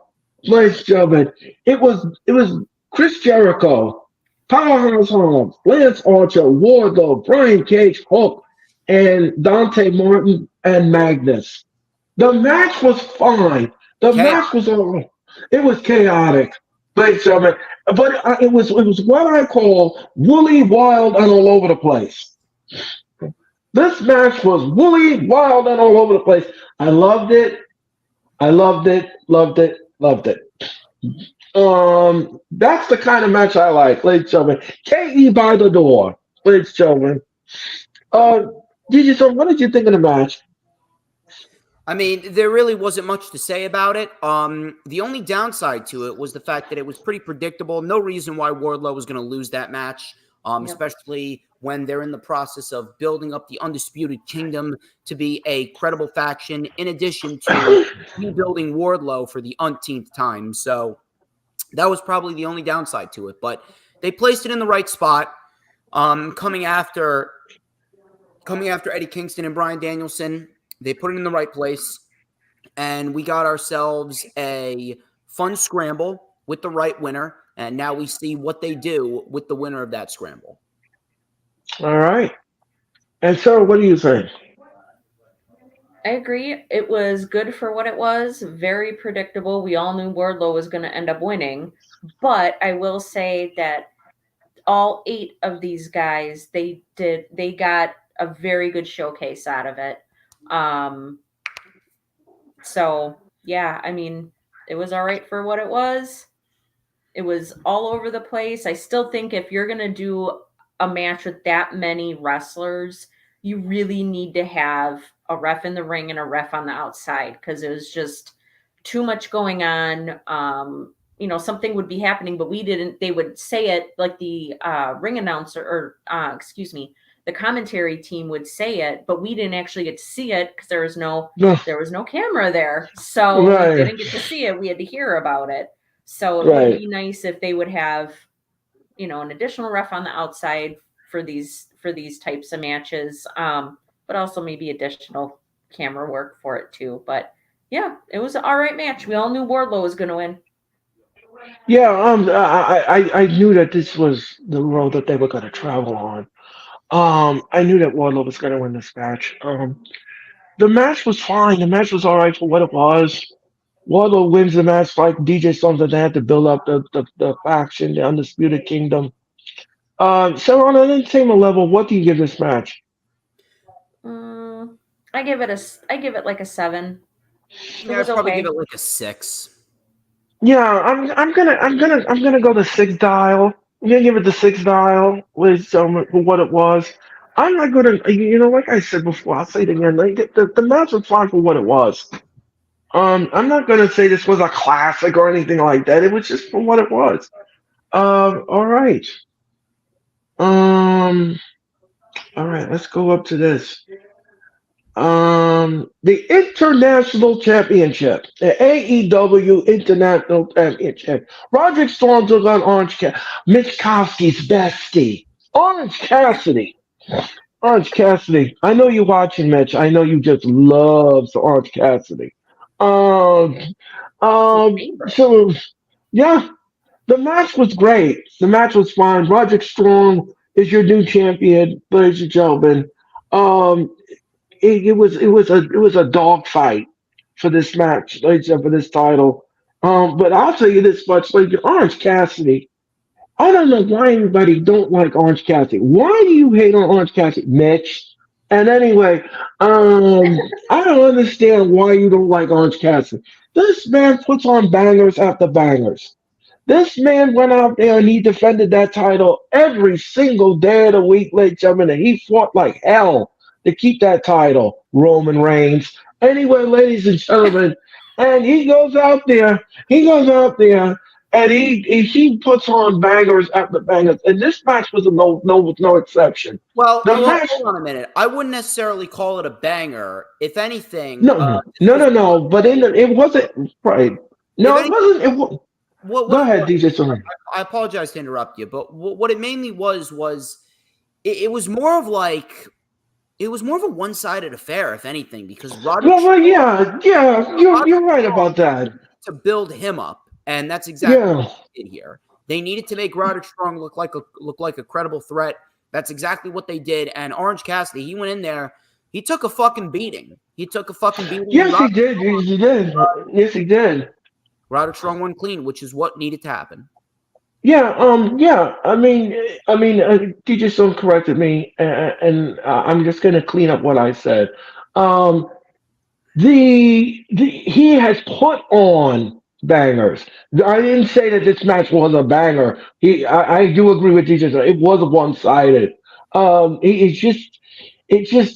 he did win clean, Sarah. We did not have any shenanigans in the match, which I was shocked because, as you know, Sarah, and everyone else knows, I am anti shenanigans. Like, I cannot stand shenanigans in the match. It ruins the level of entertainment value for me in the departments. But Sarah, what did you make of the match itself? Um, well, like you guys have said, it was pretty one-sided. It was very hard for Orange Cassidy to get any offense in at all whatsoever. But once again, that's the way the match was designed. You know, you got to make Roderick Strong look like a threat. You've got to make him, again, look strong like his name. But you also have to, you know, show just Orange Cassidy was exhausted, you know, defending his title every single week going. I mean, he just a couple weeks ago, he went to Rev Pro overseas and defended his title there. So it was time for him to, you know, to lose the title. I don't agree with it being Roderick Strong. However, I understand because you've got to, you know, you want to make the Undisputed Kingdom look like they're this big bad heel faction. Right. And I'm really hoping that what happened at, not just in this match, but just throughout I'm hoping between with what happened with Wardlow's match and then Roderick Strong winning this title, that this was like the beginning of something happening with this faction. So Yeah, I'm going to agree. I'm going to agree with both your assessments about the match. This was just one sided. But Cassidy, as a title holder, I think he was great at holding on to this title. He had a great title run, and I'm not going to sneeze at it whatsoever. I'm not even going to put any negative spin on it. This was his title run was good. So let me ask the two of you a question. Now that Orange Cassidy doesn't have this title anymore, would you consider putting him in the title picture with Samoa Joe? Yes, but I don't think that he's going to be fighting Joe. I think he'll be fighting Swerve. Okay. I was just going to say that. Okay. All right. Okay. So now let's talk about this one. Timeless Tony Storm took on Donna Purrazzo for the AEW Women's title. The cheese slides off her cracker. Ladies and gentlemen. Ladies and gentlemen, don't slide down easy unless it's cheesy. Ladies and gentlemen. Tony Storm. Tony Storm. Tony Storm, ladies and gentlemen. The mail was hoping nobody was there to receive it. Ladies and gentlemen, that woman is. Mariah May was the star of the show for me. My God, Yeah. Mariah May had me fucking fooled. Yep. When she came out on stage and she dressed up like the old Tony Storm, ladies and gentlemen, and she fooled Donna Purrazzo. She interfered in the match behind Aubrey Edwards' back, and of course, Tony Storm retained the AEW Women's title. Good match, good stuff for what it was. I'm not going to DJ going to follow that tag team match with FTR and the Blackpool Combat Club. It wasn't bad, but if we're going to be quite honest here, this was a Dynamite match on a pay-per-view. Again, not their fault. Not their fault, but no one believed that Deonna Purrazzo was going to win that championship. Nobody. No. I'm gonna agree with the assessment. And DJ, Sarah, what did you make of the match itself? I mean, it was okay. We all knew that Deanna Prazo was not going to win. She just came to AEW, like 4 weeks ago? It was 2 months. 2 months ago. So I was halfway there. But yeah, we all knew she wasn't going to be taking the title off of Toni Storm. I definitely like the build for this match. The interactions between Deanna Prazo and Toni Storm have been wonderful. But we all knew that with the Butler and Mariah May being at ringside, that they were going to be up to nonsense. And we all knew that with my least favorite referee, because she can't see anything, even when a tray is sliding down somebody's pants, we all knew that she wasn't going to see anything. So, but yeah, so it was an okay match. It was very hard to go after that tag match, so I definitely agree with that.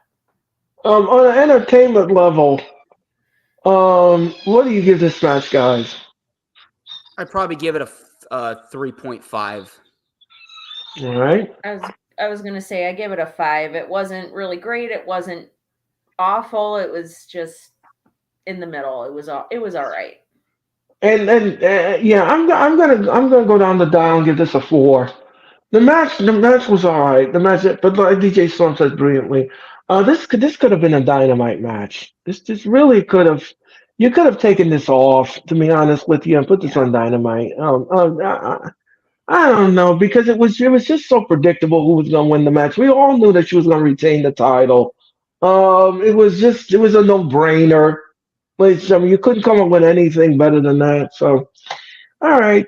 So, all right. So let's talk about this one. Switchblade Jay White, the Guns, and the Acclaim and Daddy Ass versus Jeff Jarrett, Jay White, Willie Mack, and Satnam Singh and Private Party. Here's the problem that I have. Here's the problem that I have. It's not working. Bang Bang Scissor Game's not working. No, it's not. And Sarah brings that up all the time on the stream. She keeps talking about that. You're hitting it right on the nose. And why is Satnam Singh in the match? Why do you keep parading this man? The man can't wrestle for shit. I will say that for him over Omos. Yeah, well, the both of them are as green as goose shit. Anyway, the both of them are just that's gross. And that's facts, ladies and gentlemen. Why is Satnam Singh in the ring all the time? And why is Jeff Jarrett's wife out there? Why is she always interfering in the match? Why is all this circus going on in the match with them? I mean, this is ridiculous. I wasn't a fan of this match whatsoever. But I'm going to turn this up. So, what did you make of this match? I didn't really give a crap about this match. The most match on the show, by far. Oh, yeah. It was, like I said, this definitely could have been a Dynamite match or not a match at all. Just the Bang Bang Scissor Gang is not working at all whatsoever. I think they definitely need to unify these titles.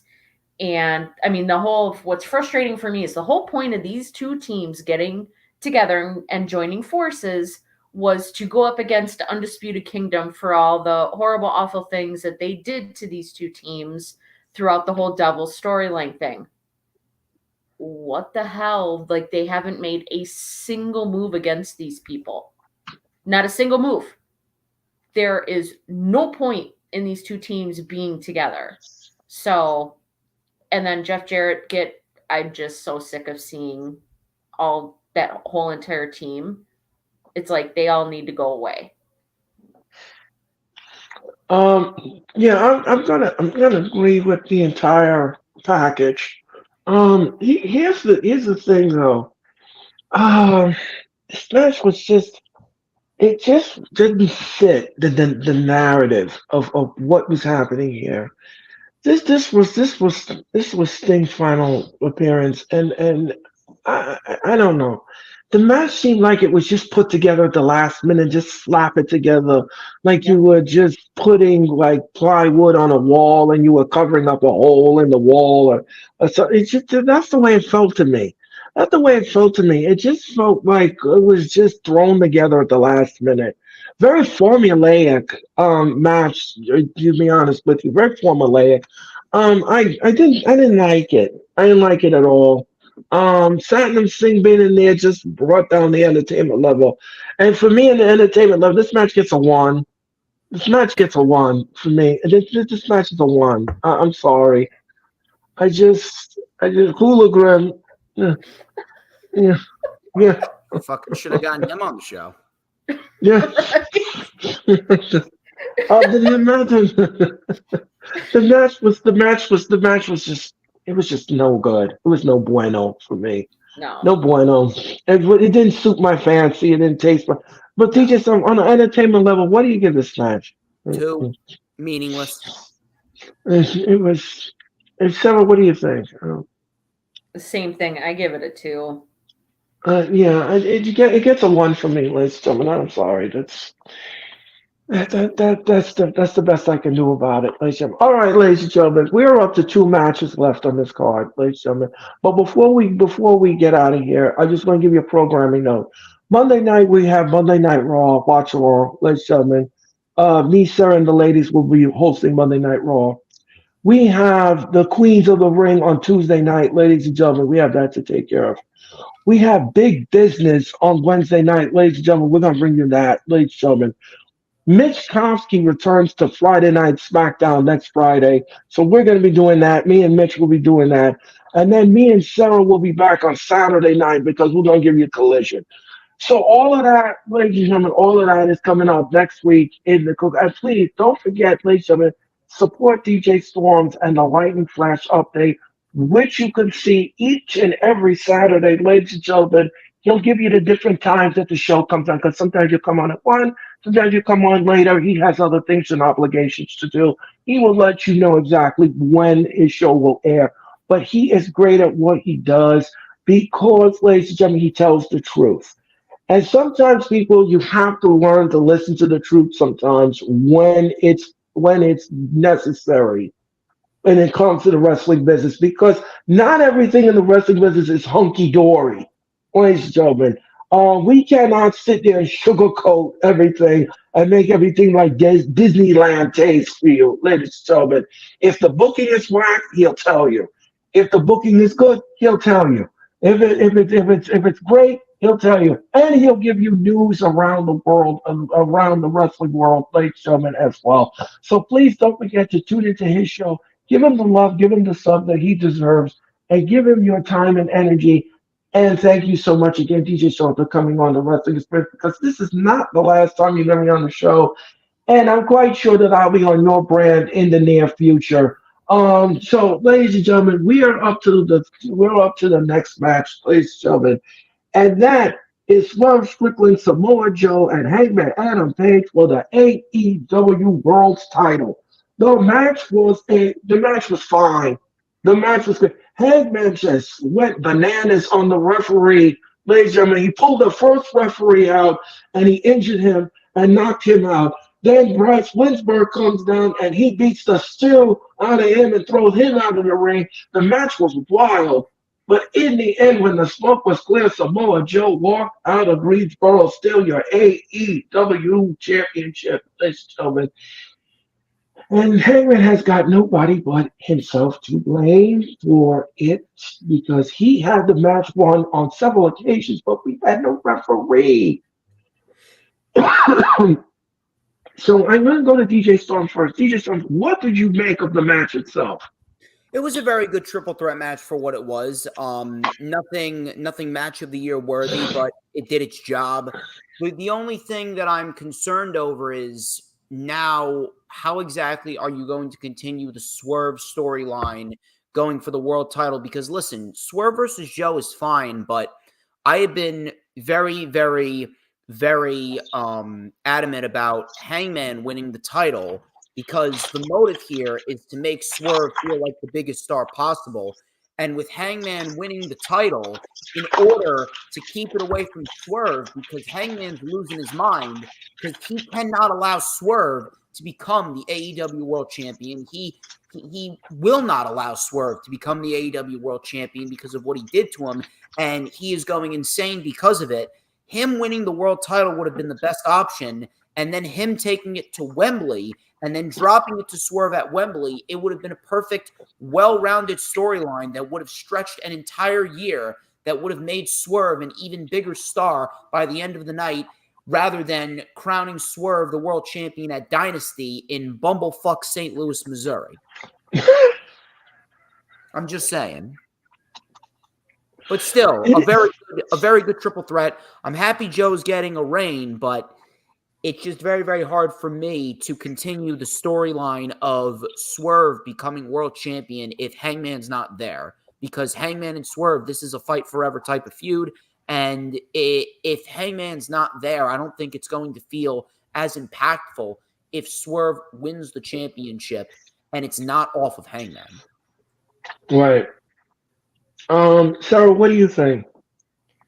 So this match, you could see as the match went on, even from when he walked out to the ring, down the ramp, or ran down the ramp, you could see Hangman progress through his descent into madness throughout this match.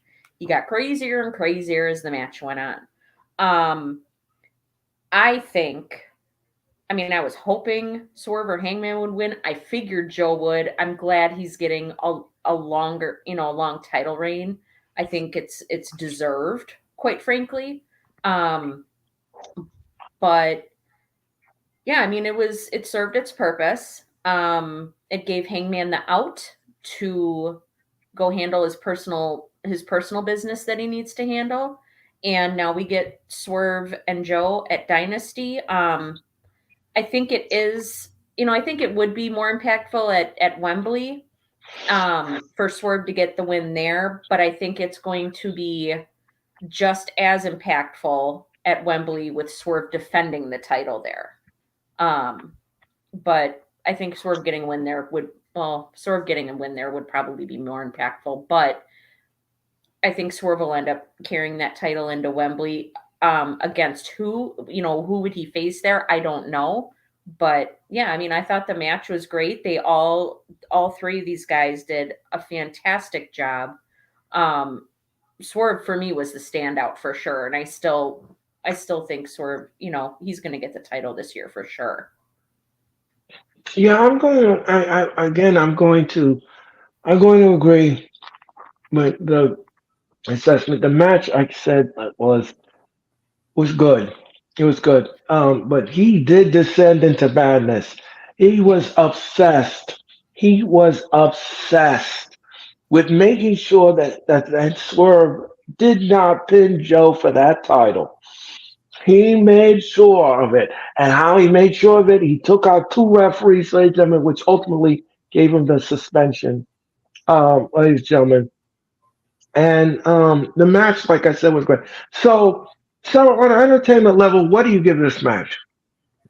I give it a 7. It was a good match. Yeah, probably a 7. It wasn't anything over the top, really nothing crazy. It was mainly more of a setup match to enhance the story going forward. Yep. I'm going to agree with that assessment, and I'm going to go with a 7 as well.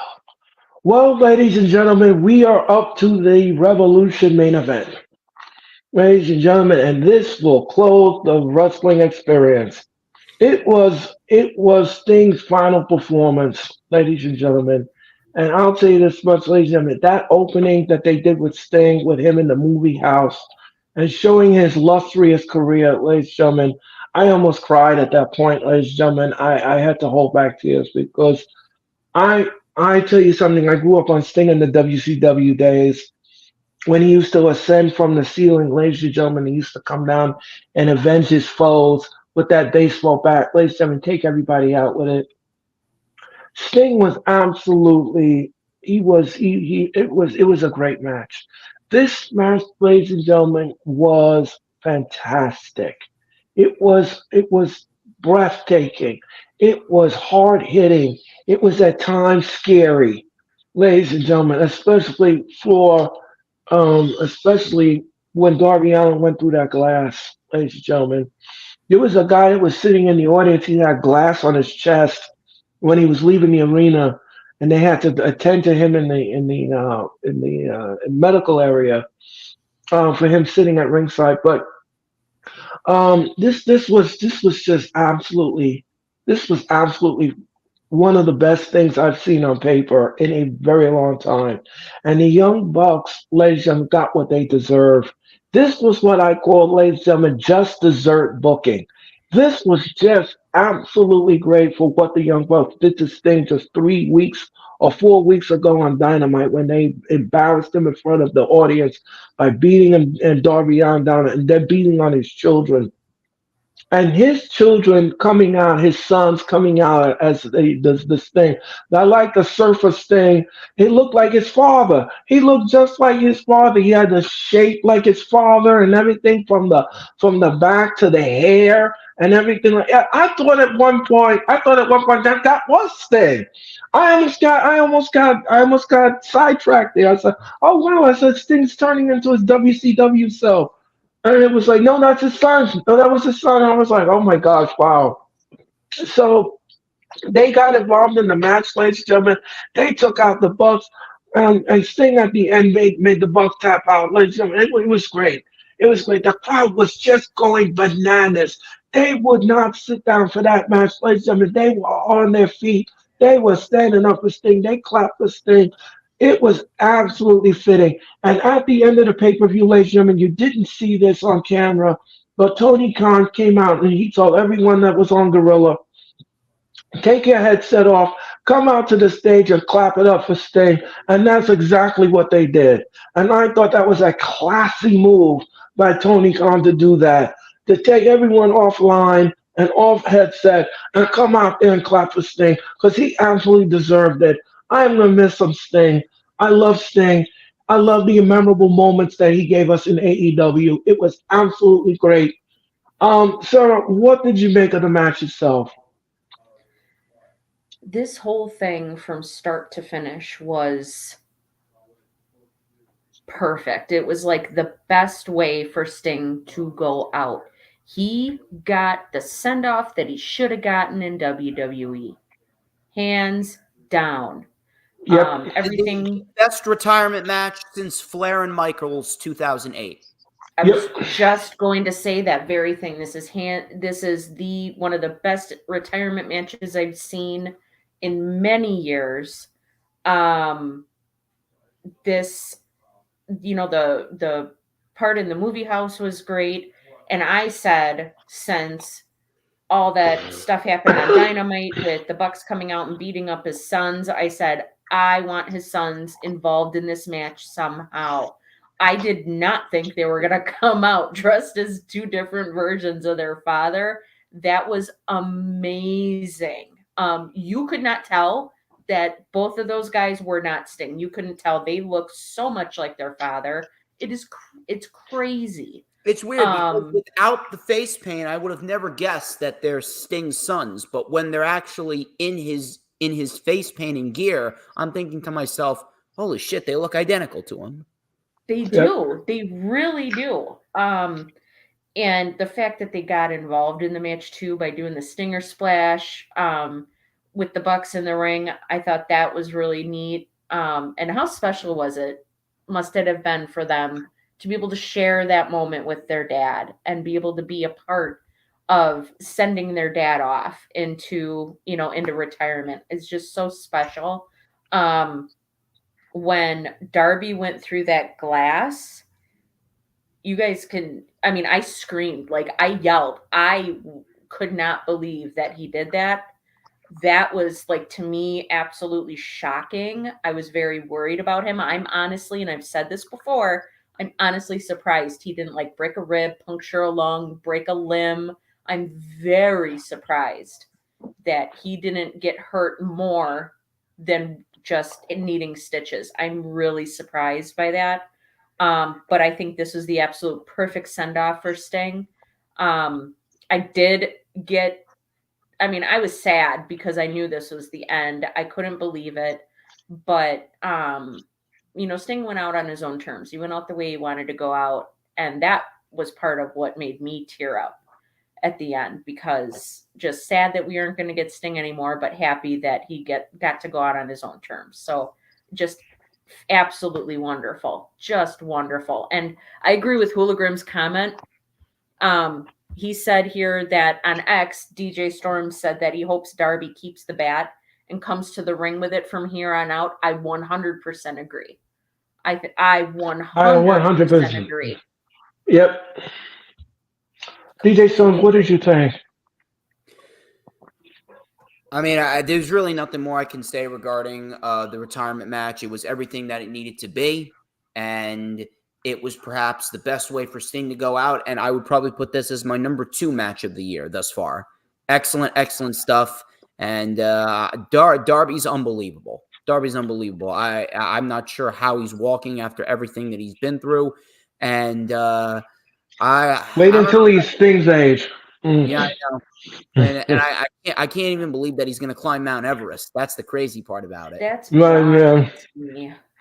He said it last night on Dynamite. He said he may not survive the climb. He may not survive the trip. But he said if next Wednesday is his last match and his last time ever on television, he loved everyone. And, Darby, unbelievable. It's unreal. The kid is unreal. He's tough. He's tough like a $2 steak. And ladies and gentlemen, on the entertainment level, this match gets 100 for me. This match is 100. This match was absolutely one of the best things I have ever seen on paper in my entire life. And I don't think I will never, as a wrestling fan, never forget March the 3rd, 2024, as long as I live. This was absolutely one of the best ways to end Sting's career. And it was absolutely great. And for all the fans like Cherry, who was there with her family, to everyone who was sitting in that audience, ladies and gentlemen, you got to witness that. Don't forget, ladies and gentlemen, to go back to your archives and your photos on your phone and look at the photos that you took of Sting in that match, getting his hand raised with the referee, Rick Knox. And Rick Knox, by the way, ladies and gentlemen, hugged Sting, and he was crying on Sting's shoulders when the match was over, because Rick Knox respects Sting and he loved being in the ring with Sting, and Sting requested him to be in the match, and it was fitting. Aww. It was it was absolutely fitting. Sting went to Tony Khan. He says, I must have Rick Knox in the match, and he requested Rick Knox, and he got Rick Knox, and it was great.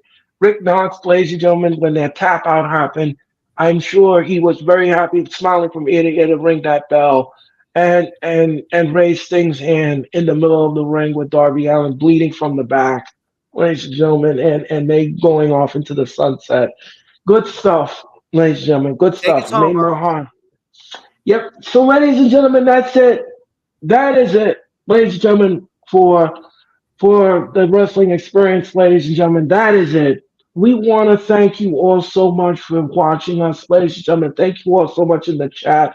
Thank you all so much on Facebook, Twitter, Instagram, wherever you're watching us, ladies and gentlemen. Thank you all so much. We hope that you have enjoyed the wrestling experience. Me and Sarah will return with the wrestling experience next Thursday. We're going to discuss Dynamite. We're going to discuss other things.